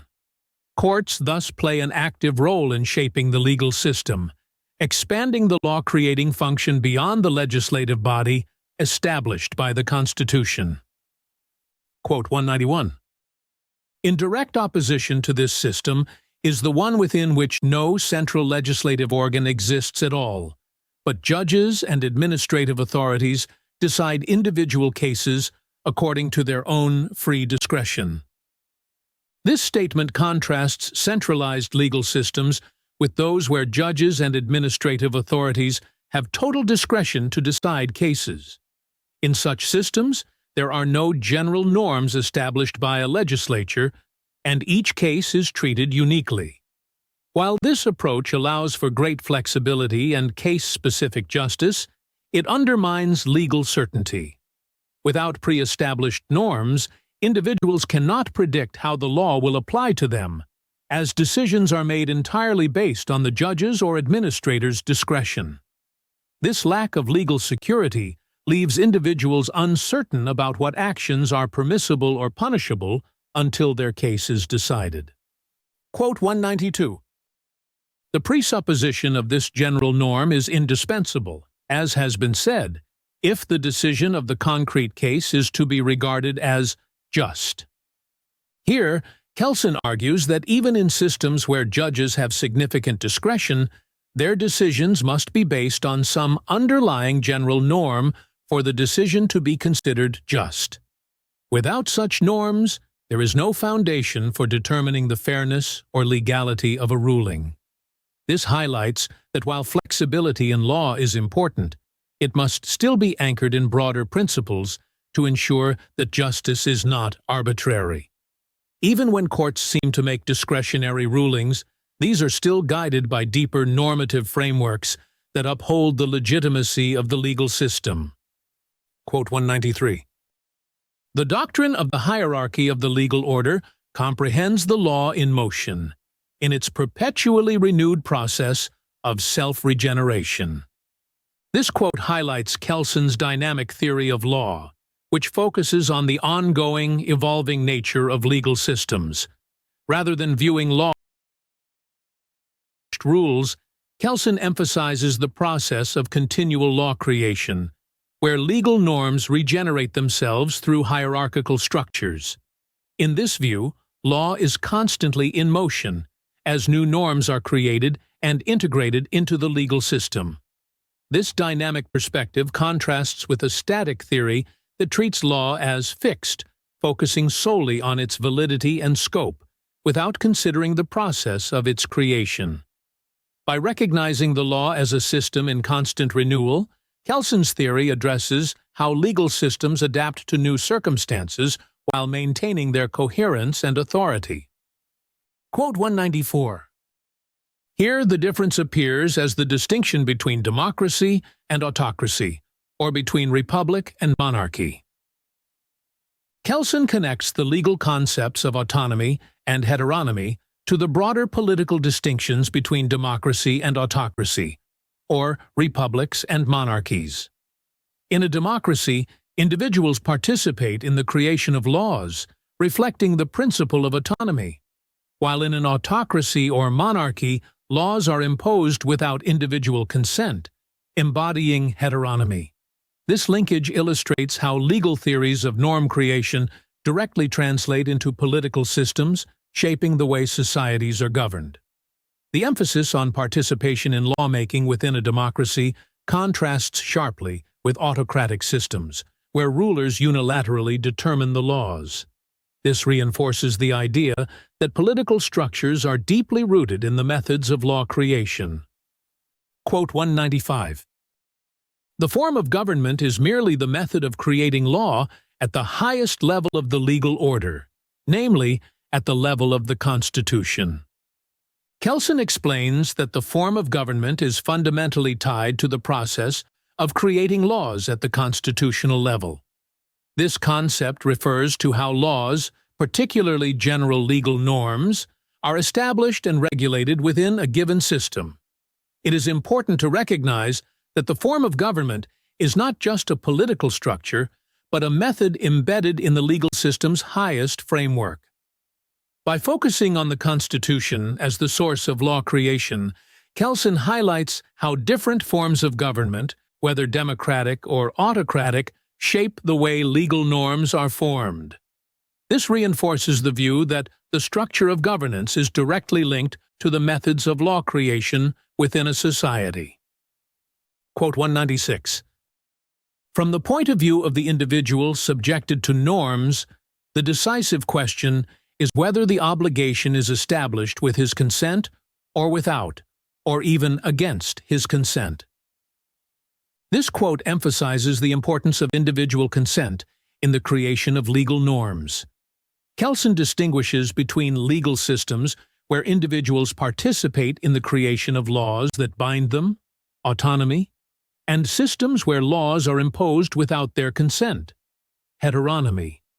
The concept of consent becomes crucial in differentiating between democratic and autocratic systems of governance, where the former is based on individual participation and the latter on authority imposed from above. This principle is central to constitutional law and political theory, as it defines the relationship between citizens and the legal obligations imposed on them. Quote 197. The problem of the form of government as the question of the method of law creation arises, however, not only at the level of the Constitution, hence not only for legislation as the creation of general legal norms, but at all levels of law creation, and especially for the various cases of creating individual norms, acts of administration, judicial decisions, and legal transactions. Kelsen expands the concept of the form of government beyond just constitutional law to include all levels of law creation. While the Constitution may set the framework for general legal norms, this method of law creation also applies to more specific instances, such as administrative acts, court rulings, and legal transactions between individuals. The creation of law, therefore, is not limited to high-level legislative processes, but permeates every aspect of legal systems. This broadens the understanding of governance to encompass how individual and administrative decisions also reflect the legal principles set out in the broader framework of government. Quote 198. Private law represents a relationship between coordinated, legally equal-ranking subjects. Public law, a relationship between a super and a subordinated subject. This statement outlines the traditional distinction between public and private law. In private law, individuals are seen as equals, engaging in legal relationships with one another on the same legal footing. In contrast, public law governs relationships where one party, such as the state, holds a superior legal position over the other. This hierarchical relationship is exemplified in state-subject dynamics. Kelsen's explanation of this division helps clarify how legal systems organize relationships between individuals and institutions, with private law focusing on individual autonomy and public law emphasizing the authority of the state over its citizens. Quote 199. Private law represents a relationship between coordinated, legally equal-ranking subjects. Public law, a relationship between a super and a subordinated subject, that is, between two subjects of whom one has a higher legal value as compared with that of the other. Kelsen explains the distinction between private and public law by highlighting the nature of relationships between legal subjects. In private law, the parties involved are legally equal, meaning they engage in legal relationships as coordinated individuals with equal rights. Public law, on the other hand, involves a hierarchical relationship where one subject, such as the state or its organs, holds a superior legal position over another, typically a citizen or subject.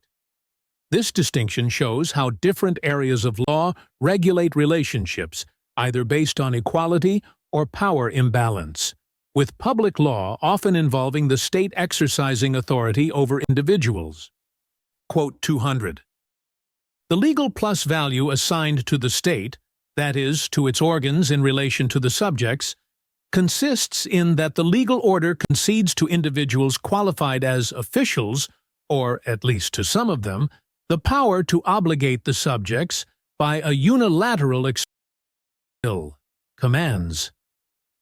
This quote highlights how the state's authority in public law derives from the legal system itself, which grants officials the power to impose obligations on individuals through unilateral commands.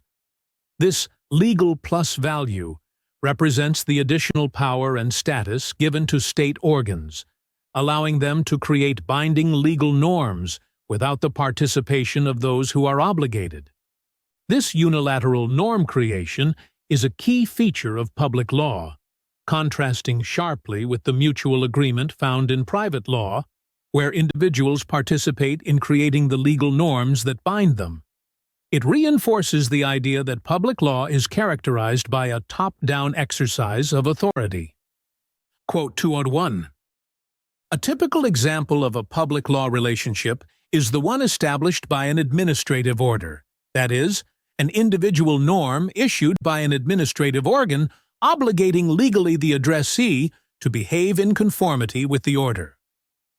This example of public law illustrates the nature of administrative orders, where a government agency or official unilaterally creates a legal obligation for an individual or entity. The person or group receiving the order is legally bound to comply, but they do not participate in the creation of the obligation. This top-down structure of public law reflects the authority of the state and its organs to impose legal requirements without mutual agreement, further differentiating public law from private law, where obligations are often created through consensual legal transactions such as contracts. Quote 202. A typical example of a private law relationship is the one established by a legal transaction, especially the contract, by which the contracting parties are legally obligated to a mutual behavior.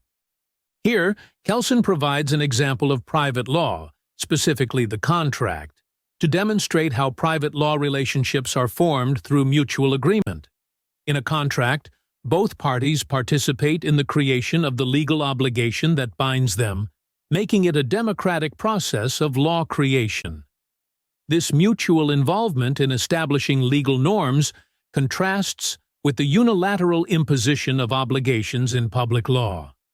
The emphasis on mutual behavior in private law underscores the principle of autonomy, where individuals have the freedom to enter into agreements and create binding legal relationships based on consent. Quote 203. The legal plus value assigned to the state, that is, to its organs in relation to the subjects, consists in that the legal order concedes to individuals qualified as officials the power to obligate the subjects by a unilateral expression of their will, commands.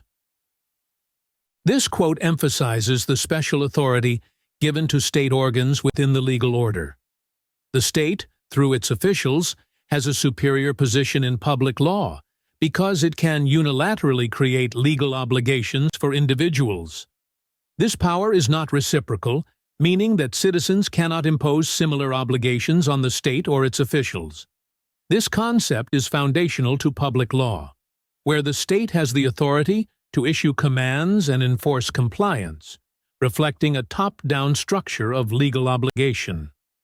In contrast, private law operates on a basis of mutual consent, where both parties are involved in the creation of legal norms. Quote 204. If the decisive difference between private and public law is comprehended as the difference between two methods of creating law, if the so-called public acts of the state are recognized as legal acts just as the private legal transaction, then it will not seem so paradoxical that the pure theory of law sees in the private legal transaction just as much as in an administrative order an act of the state. Kelsen argues here that the distinction between private and public law can be understood as a difference in methods of law creation. He asserts that both public acts, such as administrative orders, and private legal transactions, such as contracts, are forms of lawmaking and, in this sense, both are acts of the state. The pure theory of law dissolves the strict separation between public and private law, showing that both types of legal acts contribute to the legal order. This approach removes the perceived paradox by recognizing that all legal actions, whether public or private, are part of the state's legal framework, thus relativizing the distinction between the two. Quote 205. The theory insisting on an essential difference between public and private law is trapped in the contradiction by characterizing as legal principle the freedom from law, which this theory claims for the sphere of public law. Kelsen critiques the traditional view that public law allows for greater freedom from strict legal norms compared to private law. This theory posits that public law, especially in matters of state interest or public welfare, can operate with more flexibility, sometimes even against established legal norms. Kelsen argues that this creates a contradiction because such freedom from law cannot be a legal principle. Public law, like private law, is subject to legal norms, and the idea that the state can act outside or above the law is ideologically driven rather than based on legal reality. Kelsen rejects the notion that public law operates in a fundamentally different legal space from private law. Quote 206. The lacking insight in the hierarchy of law prevented the cognition that different lawmaking methods may be applied upon the different levels of the same legal order, and that a democratic creation of general legal norms may be combined with an autocratic creation of individual legal norms, and vice versa. This quote emphasizes that legal systems can combine different methods of lawmaking at various levels within the same legal order. Kelsen points out that general legal norms, which are typically created through democratic processes, can coexist with individual norms created autocratically, such as administrative orders or judicial decisions. Conversely, autocratic systems of general law creation can also incorporate democratic elements in specific instances. The failure to recognize this flexibility in the hierarchy of law has limited the understanding of how legal systems operate, as it overlooks the coexistence of both democratic and autocratic methods within a single legal framework. Quote 207. The creation of individual legal norms according to the principle of self-determination are also possible in absolute monarchies, and have, in fact, existed in them. This quote explains that the principle of self-determination, typically associated with democratic systems, can also exist in regimes such as absolute monarchies. In such systems, individuals may still have the ability to create individual legal norms, such as through private contracts, despite the overarching autocratic nature of the government. Kelsen highlights that legal structures supporting self-determination are not exclusive to democratic systems, but can operate within autocratic frameworks as well. This insight demonstrates the flexibility of legal systems in adapting principles like self-determination to different political structures. Quote 208. The contrast assumed by traditional legal theory between public and private law clearly displays the fundamental dualism that dominates modern legal science and thereby our entire social thinking: the dualism between state and law. Here, Kelsen addresses the deep-rooted dualism between state and law that has shaped modern legal and social thought. Traditional legal theory posits the state and law as two distinct entities, with the state seen as an external force that creates and submits to the law it generates. This dualism is reflected in the separation between public and private law, where public law governs the state's actions and private law governs individuals. Kelsen critiques this separation, suggesting that it creates a false distinction between state authority and legal order, reinforcing an ideological understanding that portrays the state as both the creator and subject of law, rather than an integral part of a unified legal system. Quote 209. This is the doctrine of the two sides and self-obligation of the state, which manages to maintain itself with unequaled tenacity despite the manifest contradictions which it implies. Kelsen critiques the traditional doctrine that the state can both create the law and subject itself to the law it creates.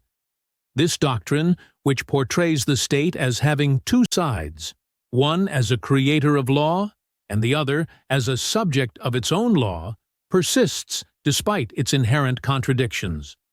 The paradox arises from the idea that the state exists independently of the law, while also being subject to it. Kelsen points out that this dualism is logically flawed, as it implies that the state can be both above and within the legal order simultaneously, creating confusion about the true relationship between state authority and law. Quote 210. The state, as a meta-legal being, as a kind of powerful macroanthropos or social organism, is presupposed by the law, and at the same time, as a subject of the law, i.e., as subjected to it, obligated and authorized by it, presupposes the law. Kelsen critiques the traditional notion that the state is both the creator of the law and subject to it. He explains that this theory portrays the state as a meta-legal entity, existing outside and above the legal order, while simultaneously being governed by the very laws it creates. This contradictory dualism suggests that the state is a powerful, independent force that also binds itself to legal norms, creating the paradox of self-obligation. Kelsen identifies the inconsistency in this view, which persists despite its contradictions because it reinforces the state's authority and its role as the creator and enforcer of law. Quote 211. The state must be represented as a personal being different from the law, in order that the law can justify that state, which creates and submits itself to that law. Kelsen explains that in traditional legal theory, the state is depicted as a distinct entity from the law to maintain the narrative that the law legitimizes the state's authority.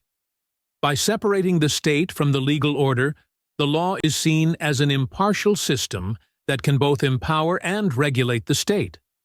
This separation is necessary to transform the state from a mere expression of power into a legal institution justified by the rule of law. The law, in turn, justifies the state's existence and actions, making it appear as a legal entity governed by principles of justice rather than sheer power. This framework maintains the state's authority while preserving the idea that it is subject to legal constraints. Quote 2-12.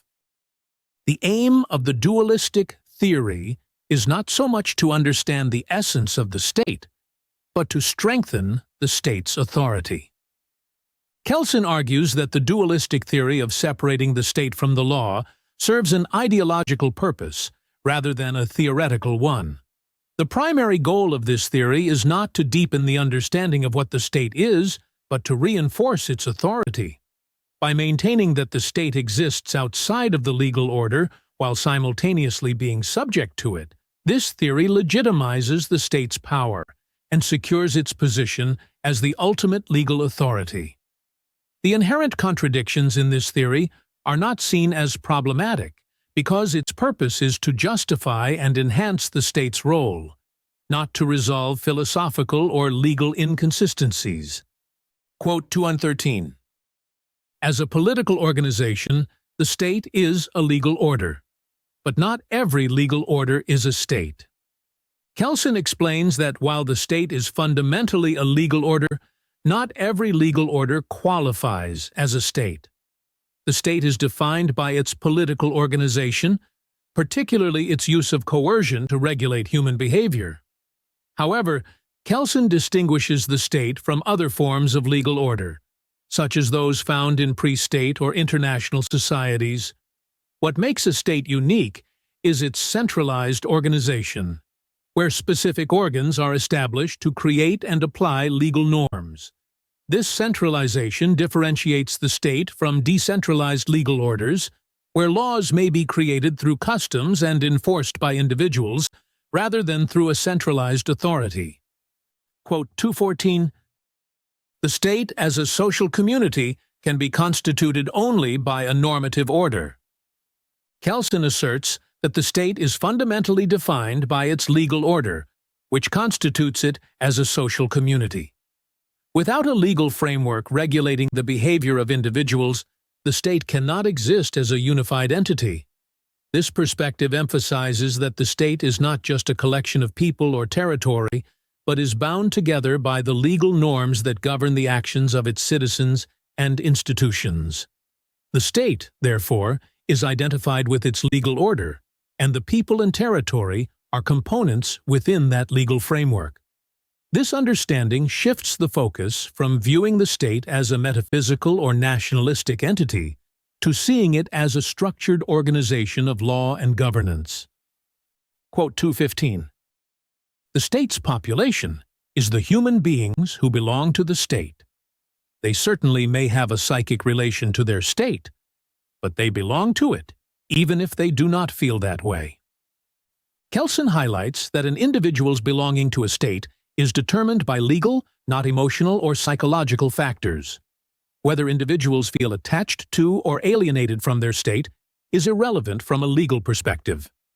What binds them to the state is the fact that they are subject to its legal order.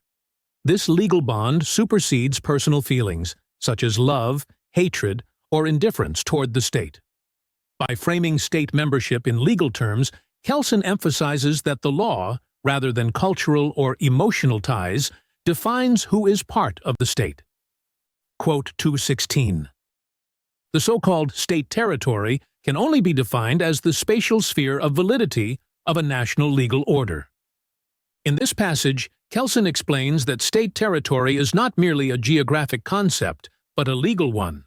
The boundaries of a state's territory are defined by the extent of its legal order, meaning that the state's authority extends to the areas where its laws are valid.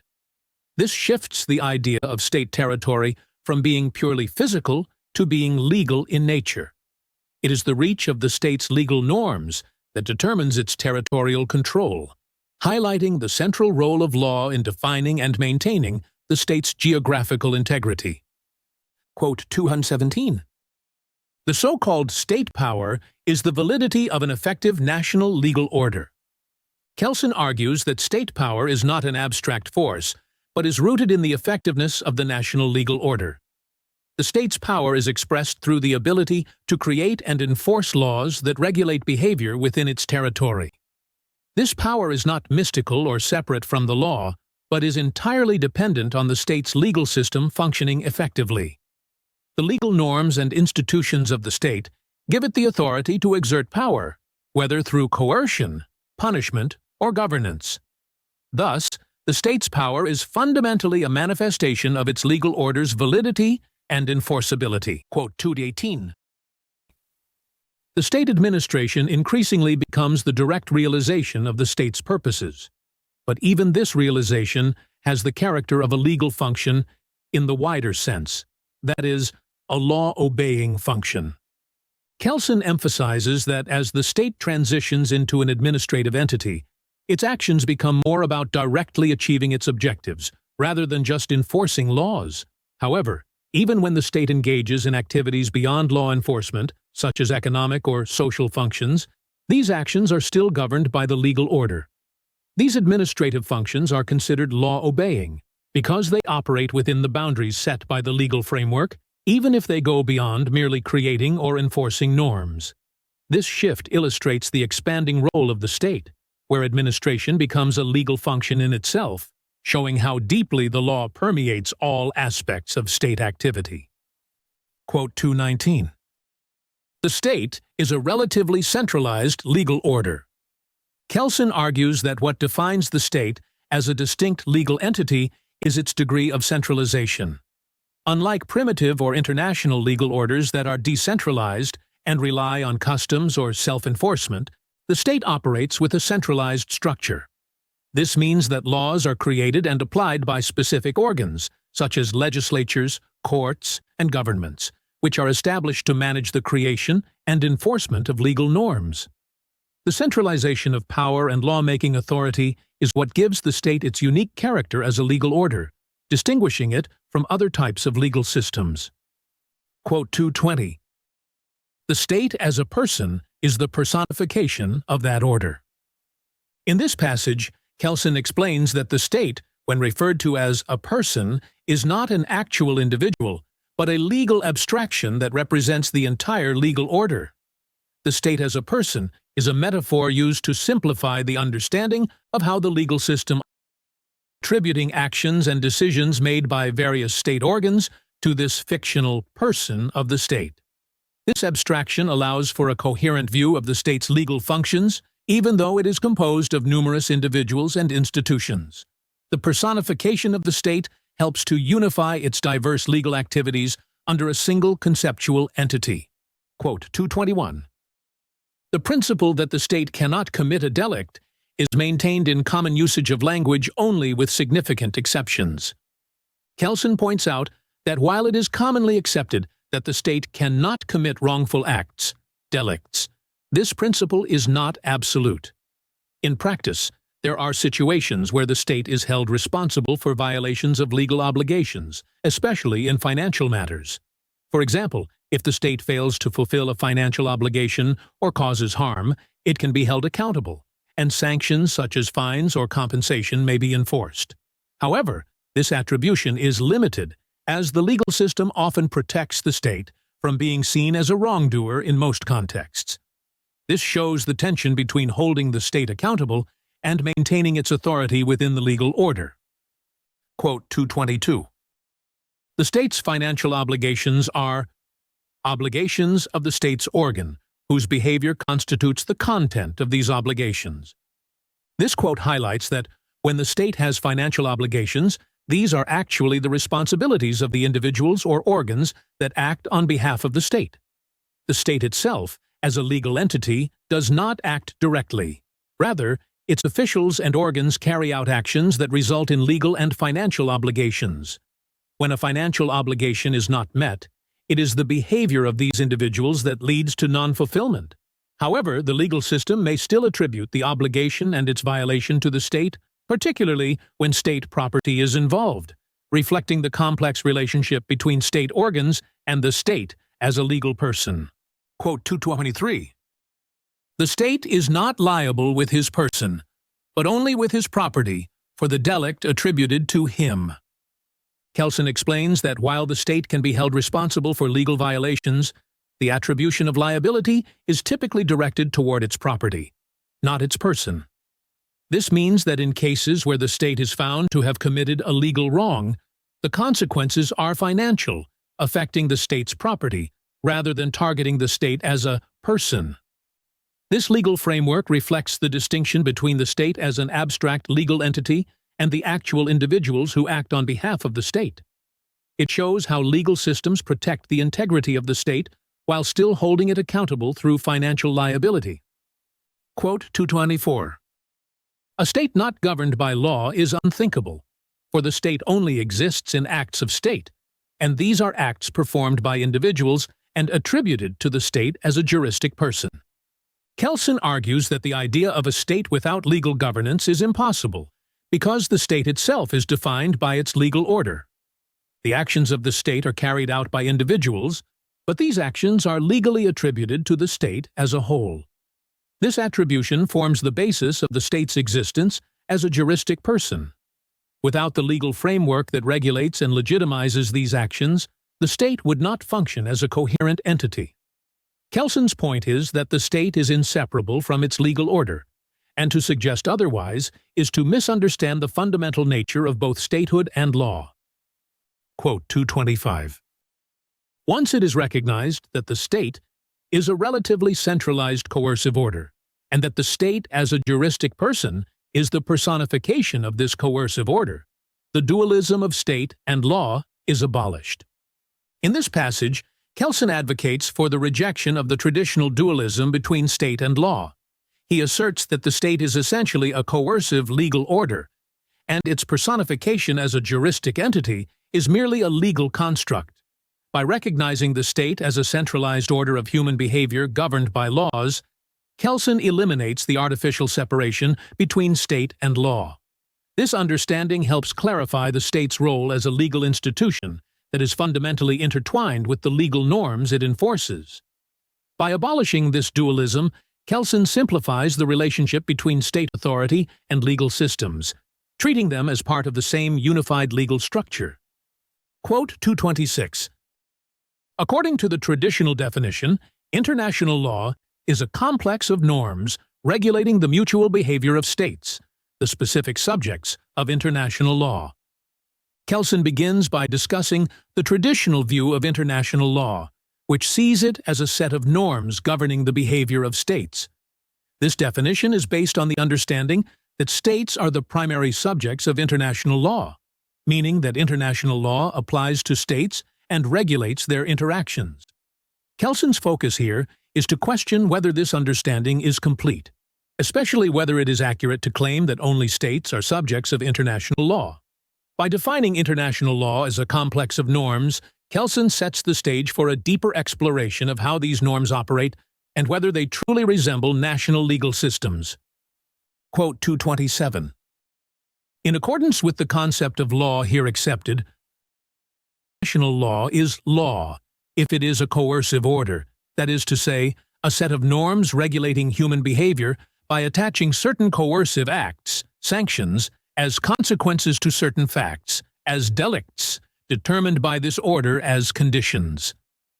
Kelsen explains that for international law to be considered law in the same sense as national law, it must function as a coercive order. This means that international law must regulate behavior by attaching sanctions to certain violations or delicts, in much the same way that national laws attach consequences to legal breaches. Kelsen's definition hinges on the presence of coercion and the use of sanctions, implying that if international law lacks enforceable consequences for violations, it may not truly qualify as law in the conventional legal sense. His argument challenges the effectiveness and legitimacy of international law if it does not meet these criteria. Quote 228. It will be demonstrated below that international law regulates the behavior of human beings, even where it regulates the behavior of states. Here, Kelsen suggests that although international law appears to regulate the actions of states, its ultimate purpose is to control the behavior of individuals. States, after all, are composed of human beings who act on behalf of their governments. By framing international law as regulating human behavior indirectly through states, Kelsen implies that international law's true subject is not just the state as an abstract entity, but the individuals who carry out state functions. This view broadens the scope of international law, suggesting that it functions similarly to national law by ultimately governing individual actions. Quote 229. The specific sanctions of international law are reprisals and war. Kelsen identifies reprisals and war as the primary sanctions in international law, showing that the consequences for violations are far different from those in national legal systems. Unlike national laws, which often use fines, imprisonment, or other forms of domestic punishment, international law resorts to measures like reprisals, actions taken by one state against another in response to a violation, and war. This highlights the unique and often violent nature of enforcement in international law, underscoring its coercive but less approach to maintaining order between states. This distinction reinforces the idea that while international law may share features with national law, its mechanisms of enforcement differ significantly. Quote 230. International law, as a coercive order, shows the same character as national law, but differs from it and shows a certain similarity with the law of primitive, i.e., stateless, society. Kelsen explains that while international law shares certain characteristics with national law, such as being a coercive order, it also bears similarities to primitive legal systems. Like primitive law, international law is highly decentralized and lacks specialized organs for creating and enforcing norms. In international law, states act similarly to individuals in primitive societies, where they must resort to self-help measures like reprisals or war to enforce legal norms. This comparison highlights how international law is still in a developmental stage, lacking the centralization and formal institutions seen in national legal orders, which is why international law often relies on state-to-state interactions to resolve disputes and enforce norms. Quote 231. The sanctions of international law are not different in content from those of national law, but they are directed against the state, as the saying goes. Kelsen emphasizes that although international law sanctions, reprisals, and war involve similar consequences as national law, such as the deprivation of life, liberty, or property, the key difference lies in how these sanctions are framed. In international law, sanctions are described as being directed against the state. However, in reality, it is individuals who suffer the consequences of these sanctions, as war and reprisals affect human beings. This attribution to the state is a legal fiction, representing the collective liability of the state's citizens for the actions of their government. Kelsen points out that this legal construct abstracts the real impact of sanctions on individuals, instead assigning responsibility to the state as an entity. Quote 232. The state is a juristic person, and the norms of international law, by which the states as such are obligated or authorized, are incomplete norms. In this passage, Kelsen explains that international law obligates or authorizes states in a manner similar to how national legal orders regulate corporations. The state, as a juristic person, does not directly act. Rather, it is represented by individuals who carry out its functions. International law establishes obligations and rights for states, but leaves it to national legal systems to determine which individuals within the state will fulfill these roles. Thus, international law's norms are incomplete because they outline what must be done, but not who specifically must do it, leaving that identification to national laws. Quote 233. There is no difficulty in attributing to the state a behavior prohibited by international law, that is, in assuming that a state can commit an international delict. Kelsen argues that states, as legal entities, can be held responsible for violations of international law, or international delicts. This attribution occurs even though the actions that constitute such violations are carried out by individuals acting on behalf of the state. National legal orders may even authorize behaviors that violate international law, creating a situation where actions permissible under domestic law are considered illegal on the international stage. Kelsen's observation reflects the complex relationship between national and international law, where the legal systems of states and the international community may not always align, and states can commit wrongful acts through the actions of their officials. Quote 234. The obligations directly imposed upon individuals are constituted by sanctions which are characteristic for national law, namely punishment and civil execution. Kelsen notes that international law, in some cases, directly obligates individuals rather than states. When this occurs, sanctions imposed, such as punishment or civil execution, resemble those found in national legal systems rather than the broader sanctions typically associated with international law, such as reprisals or war. An example of this is the prosecution of war criminals, where individuals are held accountable under international law through processes similar to those in national courts. This reflects the growing influence of international law on individual behavior, signaling a shift toward more direct forms of liability for international crimes. Quote 235. The entire legally technical movement has, in the last analysis, the tendency to blur the borderline between international and national law. Kelsen emphasizes the gradual merging of international and national legal systems. He explains that as legal centralization increases, the distinction between national and international law becomes less clear. Ultimately, Kelsen envisions a universal legal community or world state as the logical conclusion of this centralizing trend. While such a world state does not yet exist, Kelsen suggests that in legal thought, the two systems can already be viewed as part of a unified normative structure.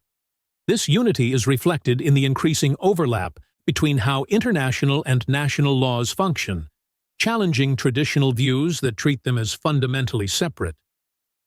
Quote 236. Traditional theory sees in international and national law two different, mutually independent, isolated norm systems. Here, Kelsen critiques the traditional dualistic view that international law and national law are separate, independent systems.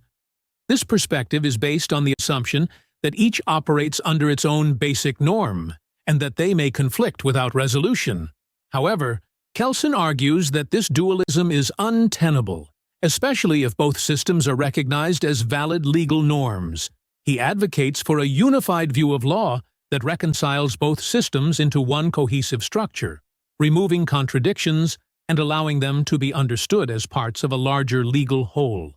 This approach supports the idea that legal norms, whether international or national, should be comprehended together to form a consistent legal system. Quote 237. The view that national and international law are two different legal orders is usually justified by the existence of insoluble conflicts between them. Kelsen challenges the argument that national and international law are independent because they can conflict. He explains that what is often seen as a conflict between the two is not actually a legal contradiction. For instance, a national law that violates an international treaty does not negate the validity of either. It simply creates a situation where the state may face sanctions under international law. This does not imply that one system invalidates the other, but rather that each legal order continues to function with its own consequences for breaches. By illustrating that conflicts between national and international law can coexist without undermining either system, Kelsen refutes the dualistic approach and reinforces the possibility of their unity. Quote 238. International law delegates to the national legal orders the task of identifying the individuals by whose behavior the obligations established by international law are fulfilled or violated. Kelsen explains that international law obligates states, but leaves it to national legal orders to specify which individuals within the state are responsible for fulfilling these obligations. This delegation underscores the relationship between the two legal systems. International law provides the overarching obligations, while national law determines how those obligations are carried out. This structure maintains the state's role in interpreting and enforcing international norms within its jurisdiction, demonstrating how international law operates indirectly through national legal systems. By doing so, Kelsen highlights the difference between national and international law, reinforcing his argument for their integration into a unified legal framework. Quote 239. The sovereignty of the state is the decisive factor for assuming the primacy of the national legal order. Kelsen explains that the concept of state sovereignty is central to the traditional view that national law is superior to international law. Sovereignty is a presupposition, not a concrete reality, meaning it is assumed rather than empirically proven. This assumption places the national legal order as the highest authority, from which the validity of international law is derived. In this view, international law is only valid for a state if the state recognizes it as such. This perspective emphasizes the state's independence and its ability to choose whether or not to follow international norms, illustrating how sovereignty supports the primacy of national legal systems over international law in traditional legal theory. Quote 240. Since international law regulates the behavior of states, it must determine what is a state in the sense of international law. Kelsen explains that for international law to function, it must define what constitutes a state and the conditions under which individuals acting as its government are recognized. This includes determining when a coercive order is considered valid and when the behavior of its officials qualifies as state actions under international law. The criteria for this recognition focus on the effectiveness of the state's legal and coercive order. If the government can enforce obedience to its laws within its territory, international law regards it as a valid state. This shows that the state's legal status, both in terms of existence and territorial control, is established not solely by national law, but also by the recognition of its effectiveness under international law. Quote 241. The national state, in its legal existence, appears determined in all directions by international law, that is, as a legal order delegated by international law in its validity and sphere of validity. Here, Kelsen emphasizes the extent to which international law shapes and limits the authority of national legal orders. He argues that national states no longer possess unlimited competence over legal matters within their borders. Instead, their legal authority is determined and constrained by international law. National legal systems, while still functioning independently, operate within the broader framework established by international norms. This recognition of international law as delegating authority to national states reflects the shift from the traditional view of absolute state sovereignty to one where states are part of a larger, interdependent legal system governed by international rules. Quote 242. Only the international legal order, not the national legal order, is sovereign. Kelsen challenges the traditional concept of state sovereignty by asserting that true sovereignty lies with the international legal order, not the national legal systems. National states are subject to the limitations imposed by international law, meaning their authority is not absolute. When states are described as sovereign, it simply means they are only subordinate to international law. Kelsen's argument redefines sovereignty in the context of the modern legal world, suggesting that national independence is constrained by the rules and norms established by the international community. Quote 243. The difference between the two monistic constructions of the relationship between national and international law concerns only the reason for the validity of international law, not its content. Kelsen compares the two monistic views of the relationship between national and international law, both of which seek to unify the legal systems but differ in their foundation. One construction starts from national law, where the validity of international law is derived from national recognition, while the other begins with international law, seeing national legal orders as subordinate. Despite these differences in approach, the content of international law remains the same in both models. This distinction shows that the debate is less about the substance of international law and more about which legal framework is considered primary in determining its authority. Quote 244. It is an abuse of the one construction or the other if decisions are deduced from them which can only be drawn from positive international law or from positive national law. Kelsen warns against misusing either monistic construction of the relationship between national and international law to justify legal or political decisions that should be based on established legal norms. He argues that the primacy of one system over the other does not inherently resolve conflicts between national and international law. Instead, these conflicts must be addressed through the specific provisions of positive law, whether national or international. Kelsen's critique highlights the need for concrete legal procedures and rules to settle disputes, rather than relying on theoretical assumptions about the supremacy of one legal system over the other. Quote 245.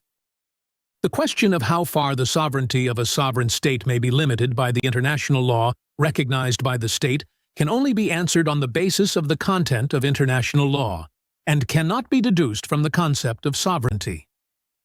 Kelsen points out that the limits of state sovereignty are not determined by abstract concepts of sovereignty, but by the specific obligations a state has under international law. While traditional views of sovereignty suggest that a state's power is absolute, Kelsen argues that once a state recognizes international law, it imposes self-limitations on its own sovereignty. These limitations are not inherent in the concept of sovereignty itself, but are shaped by the content of the international treaties and norms the state agrees to follow. This highlights the dynamic relationship between state sovereignty and international law, showing that sovereignty is not fixed, but negotiable within the framework of international agreements. Quote 246. The contrast between the two legal constructions does not affect the content of the law. Be it international law or national law, the rules of law describing their content remain the same, whether international law is conceived as included in national law or national law in international law. Kelsen argues that the two competing monistic views of the relationship between national and international law, whether one views international law as part of national law or national law as part of international law, do not alter the substance of the law itself. The content of the laws, whether international or national, remains unchanged, regardless of the framework used to understand their relationship. This assertion implies that the theoretical approach taken in discussing the primacy of one system over the other is primarily about legal structure and authority, rather than the actual legal norms in question.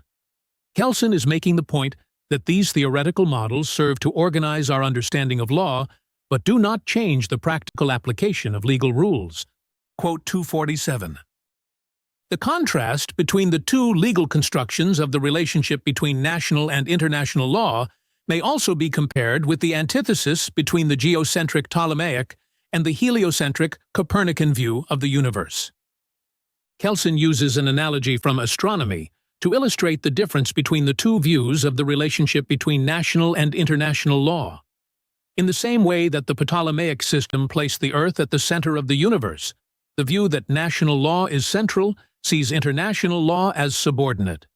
On the other hand, the Copernican view, which places the Sun at the center, is analogous to the idea that international law is the higher system that governs national legal orders. Both systems, while different in perspective, are equally valid reference points for understanding the legal universe. Kelsen suggests that the preference for one view over the other is not a matter of legal correctness, but of political choice and perspective. Quote 248. Primacy of one's own national legal order as state subjectivism means that only one's own state can be conceived as being sovereign, because the sovereignty of the one state excludes the sovereignty of all other states. Kelsen critiques the idea of state sovereignty as an inherently exclusive concept. He explains that viewing national legal orders as supreme leads to a solipsistic view of sovereignty, where each state sees itself as the only true sovereign, and therefore denies the equal sovereignty of other states. This perspective fosters a form of state-centered subjectivism, where the state's legal system is seen as the center of the legal world, dismissing the claims of international law or other states' legal orders. Kelsen's critique highlights the dangers of this approach, which can lead to conflicts between states as they assert their own sovereignty without recognizing the legal rights or claims of others. Quote 249. The primacy of international law plays a decisive role in the political ideology of pacifism. Kelsen notes that the view of international law as the superior legal order is closely linked to pacifist political ideologies. Pacifists tend to support the primacy of international law because it offers a framework for regulating state behavior and reducing conflicts between nations. By promoting the idea that states are bound by international norms, pacifism seeks to limit the freedom of states to act unilaterally or engage in wars. However, Kelsen also points out that this ideological support for the primacy of international law can lead to oversimplifications, as it assumes that merely recognizing the supremacy of international law will necessarily lead to peace and stability, ignoring the complex realities of state sovereignty and international relations. Quote 250. Interpretation, therefore, is an intellectual activity, which accompanies the process of law application in its advance from a higher to a lower level. Kelsen explains that the process of interpreting legal norms is essential to applying the law. Interpretation is the intellectual activity that occurs when moving from general norms, such as statutes, to individual decisions made by courts or administrative bodies. In this process, a legal organ must determine the meaning of the higher-level norms and apply them to specific, concrete cases. Interpretation is not limited to statutes but also applies to constitutions, international treaties, judicial decisions, and other legal instruments. Kelsen emphasizes that interpretation is necessary for law to function because legal norms are not self-executing. They require human understanding and judgment to be applied effectively. Quote 251. But also, the individuals who have to obey the law by behaving in a way that avoids sanctions must understand the legal norms and therefore must ascertain their meaning. Kelsen points out that legal interpretation is not only the domain of judges and legal professionals, but also necessary for ordinary individuals who are subject to the law. People must interpret legal norms in their daily lives to ensure their behavior aligns with the law and to avoid sanctions. This broadens the scope of interpretation, showing that understanding legal norms is a universal activity required by anyone who interacts with the legal system, not just legal experts. This idea reinforces the importance of clarity in the law, as its interpretation affects everyone from lawmakers to ordinary citizens. Quote 252. And finally, the science of law, too, when describing positive law, must interpret its norms. Kelsen emphasizes that legal scholars and scientists are also engaged in the act of interpretation. When scholars analyze and describe positive law, they must interpret its norms to explain how the legal system functions. This reveals that legal interpretation occurs at all levels of legal analysis, from the practical application by courts and individuals to the theoretical understanding by academics. The interpretation carried out by legal science is crucial for developing coherent descriptions of law and for advancing legal theory. By including legal science in the process of interpretation, Kelsen underscores the universal importance of interpretation across all aspects of law. Quote 253. The higher norm cannot bind in every direction the act by which it is applied. There must always be more or less room for discretion, so that the higher norm in relation to the lower one can only have the character of a frame to be filled by this act. Kelsen explains that no legal norm is entirely determinate when applied. A higher norm, such as a law or statute, provides a framework within which lower-level actions, such as judicial decisions, take place. However, it leaves room for interpretation and discretion in how it is applied to specific cases. Even the most detailed legal commands leave certain elements to be decided by the person or organ enforcing the law. This concept of law as a flexible framework highlights that legal application is never purely mechanical, but requires judgment, making each application of law unique depending on the circumstances. Quote 254. The indefiniteness of the legal act may also be the unintended result of the way in which the legal norm is formulated that is to be applied by the act in question. Kelsen points out that legal norms can often be ambiguous or indefinite due to the language in which they are written. Words or phrases may have multiple meanings, leading to different interpretations of the same norm. This unintended vagueness can create challenges for those tasked with applying the law, as they may be forced to choose between competing interpretations. This shows how the formulation of legal norms is crucial, as ambiguous wording can lead to legal uncertainty and varying applications of the same law. Quote 255. In all these cases, the law to be applied constitutes only a frame within which several applications are possible, whereby every act is legal that stays within the frame. Kelsen asserts that legal norms provide a framework for multiple possible applications, meaning that various interpretations can be equally valid as long as they stay within the boundaries set by the law. This understanding challenges the traditional view that only one correct legal interpretation exists. Instead, Kelsen argues that several interpretations can coexist within the legal framework, and any decision that fits within the parameters of the law is legitimate. This insight emphasizes the flexibility inherent in legal systems and the role of interpretation in shaping how laws are applied in practice. Quote 256.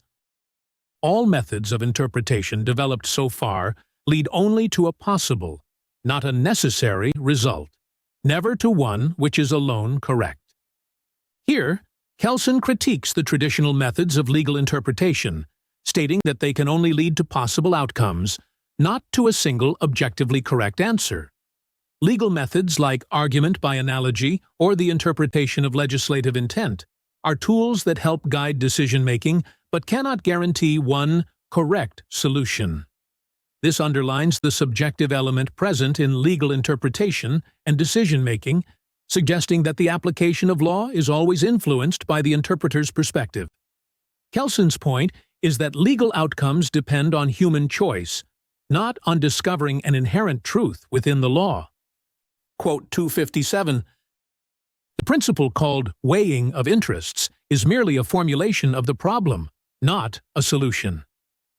Kelsen critiques the concept of weighing of interests, which is often used in legal interpretation to resolve conflicts between competing values or rights. He argues that this method only frames the problem without providing an objective way to resolve it. Since legal norms often leave open multiple possibilities, there is no intrinsic measure within the law to decide which interest should prevail. Kelsen's critique highlights the limits of traditional legal reasoning, showing that the resolution of legal conflicts often involves creating new norms rather than simply applying existing ones. Quote 258. The question which of the possibilities within the frame of the law to be applied is the right one is not a question of cognition directed toward positive law. We are not faced here by a problem of legal theory, but of legal politics. Kelsen argues that determining which legal interpretation is correct is not purely a matter of understanding the law as written, legal cognition, but is influenced by political and social considerations. When a legal organ interprets a statute, it is not merely identifying a single pre-existing correct answer. Instead, the interpretation involves an element of choice, influenced by values or policy considerations that go beyond the text of the law. This view challenges the traditional notion that legal interpretation is purely an intellectual activity aimed at finding the one true meaning of the law. Kelsen shows that applying the law is inherently creative and shaped by the interpreter's will, making legal interpretation a process intertwined with broader political and social contexts. Quote 259. But the judge too creates law, and he too is relatively free in this function. Kelsen emphasizes that judges, like legislators, play an active role in creating law. While a judge is constrained by the statutes they apply, they still possess a significant degree of freedom in interpreting those statutes and applying them to specific cases. This freedom demonstrates that judges are not simply passive enforcers of pre-existing laws. They also contribute to shaping legal norms through their decisions. By highlighting the law-creating function of judges, Kelsen reinforces the idea that the judicial process is not just about finding and applying the law, but also about developing it through interpretation. Quote 260. The interpretation by the law-applying organ is always authentic. It creates law. Kelsen distinguishes between the interpretation carried out by legal organs, such as courts, and the interpretation by other actors, such as legal scholars or individuals. He argues that when legal organs interpret the law, their interpretation is authentic because it has the power to create binding legal norms, especially in individual cases. This contrasts with non-authentic interpretations, which do not have the authority to create law. The authenticity of judicial interpretation means that it carries legal force, turning potential meanings within a legal framework into concrete legal rules. This underlines the active role of judges and other legal organs in shaping the law through their authoritative interpretations. Quote 261. The interpretation of law by the science of law, jurisprudence, must be sharply distinguished as non-authentic from the interpretation by legal organs. Here, Kelsen asserts that legal scholars, while engaged in the process of interpretation, do not create law. Unlike judges or other legal authorities, whose interpretations result in binding legal norms, the interpretations made by scholars are purely cognitive. They explore and explain possible meanings of legal text with direct impact on the law itself. This distinction clarifies that the role of jurisprudence is descriptive rather than prescriptive. It analyzes the law, but does not have the power to determine legal outcomes or resolve disputes. This reinforces the separation between legal theory and legal practice, emphasizing that only legal organs have the authority to apply the law definitively. Quote 262. Jurisprudential interpretation can do no more than exhibit all possible meanings of a legal norm. Kelsen explains that the function of legal scholarship is to explore the different ways a legal norm might be interpreted, but not to decide which interpretation is correct. This task of determining the correct application of the law is left to judges and other legal authorities. The role of jurisprudence is to provide an intellectual framework that reveals the multiple potential meanings within legal texts, without imposing a final judgment on which meaning should prevail in practice. By highlighting this limitation, Kelsen underscores the intellectual, rather than authoritative, nature of legal scholarship, positioning it as a guide to understanding legal norms, rather than a force for creating or applying them. Quote 263. The interpretation by a law-applying organ is different from any other interpretation. All other interpretations are not authentic. That is, they do not create law. Kelsen highlights the distinction between interpretations made by legal organs, such as courts, and those made by other entities or individuals. When a court interprets a law, it is authentic because it has the power to create binding legal norms through its decisions. This interpretation is authoritative and final, especially in cases decided by courts of last resort, making it law in practice. On the other hand, interpretations made by individuals or legal scholars are non-authentic, meaning they have no legal force. These interpretations may explore legal meanings or suggest alternatives, but they do not carry the authority to create law. This distinction emphasizes the unique role of judicial bodies in shaping and finalizing the law. Quote 264. Jurisprudential interpretation is purely cognitive ascertainment of the meaning of legal norms. In contradistinction to the interpretation by legal organs, jurisprudential interpretation does not create law.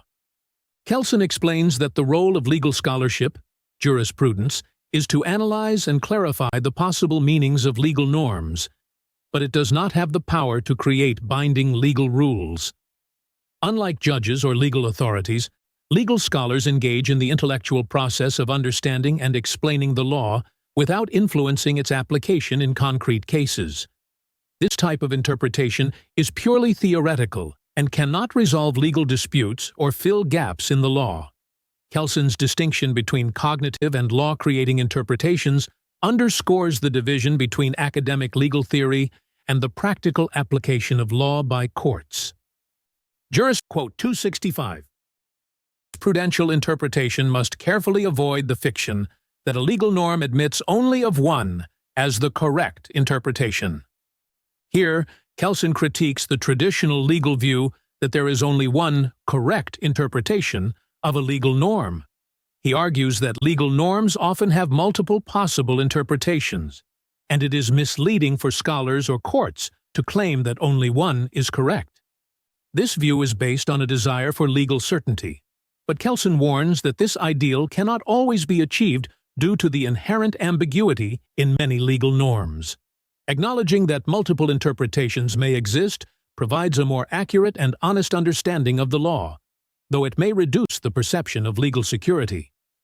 Kelsen suggests that legal theory should reflect this complexity, rather than falsely presenting one interpretation as definitive. Quote 266. It is, from a scientific and hence objective point of view, inadmissible to proclaim as solely correct an interpretation that from a subjectively political viewpoint is more desirable than another, logically equally possible, interpretation. Kelsen cautions against allowing political considerations to influence legal interpretation in a way that presents a subjective preference as the only valid interpretation. He argues that from a scientific, objective standpoint, it is inappropriate to declare one interpretation as correct simply because it aligns with political or social goals. Legal scholars should remain neutral, exploring all possible interpretations of a legal norm, even those that may be politically unpopular or unintended by lawmakers. This objectivity is crucial to maintaining the integrity of legal science, which seeks to analyze the law without bias or political influence. Quote 267. Scientific interpretation can show the law-creating authority how far his work is behind the technical postulate of formulating legal norms as unambiguously as possible. Kelsen emphasizes the practical value of jurisprudential interpretation in highlighting ambiguities or inconsistencies in legal norms. While legal scholars do not create law, their critical analysis can inform lawmakers by showing where legal norms are unclear or open to multiple interpretations. By revealing these gaps, legal scholarship helps lawmakers improve the precision of legal texts, contributing to greater legal certainty. Kelsen underscores that the purpose of scientific interpretation is not just theoretical, but also has practical implications for enhancing the clarity and effectiveness of the legal system. The Pure Theory of Law by Hans Kelsen concludes with a strong reinforcement of the separation between law and morality, underscoring that the validity of legal norms is derived from their systematic, normative hierarchy rather than moral or political considerations.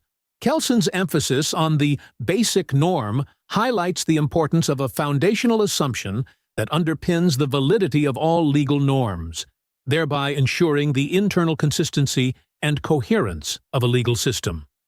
By treating law as a distinct and self-contained discipline, Kelsen offers a framework that allows for a more precise understanding of legal authority and the nature of legal obligation, ultimately contributing to the study of jurisprudence as a science.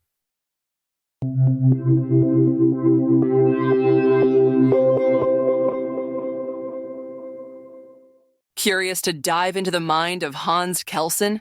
With StudyLab Pro's Book GPT, it's possible. Ask questions, explore themes, and discover the depths of the pure theory of law in an entirely new way. Start your conversation now by clicking on our logo. And if you're hungry for more educational content, subscribe to our channel to keep discovering, learning, and growing. Want more than just videos? Click on our logo now to join us on our platform for multiple choice tests, in-depth content, and tools to help you ace your studies.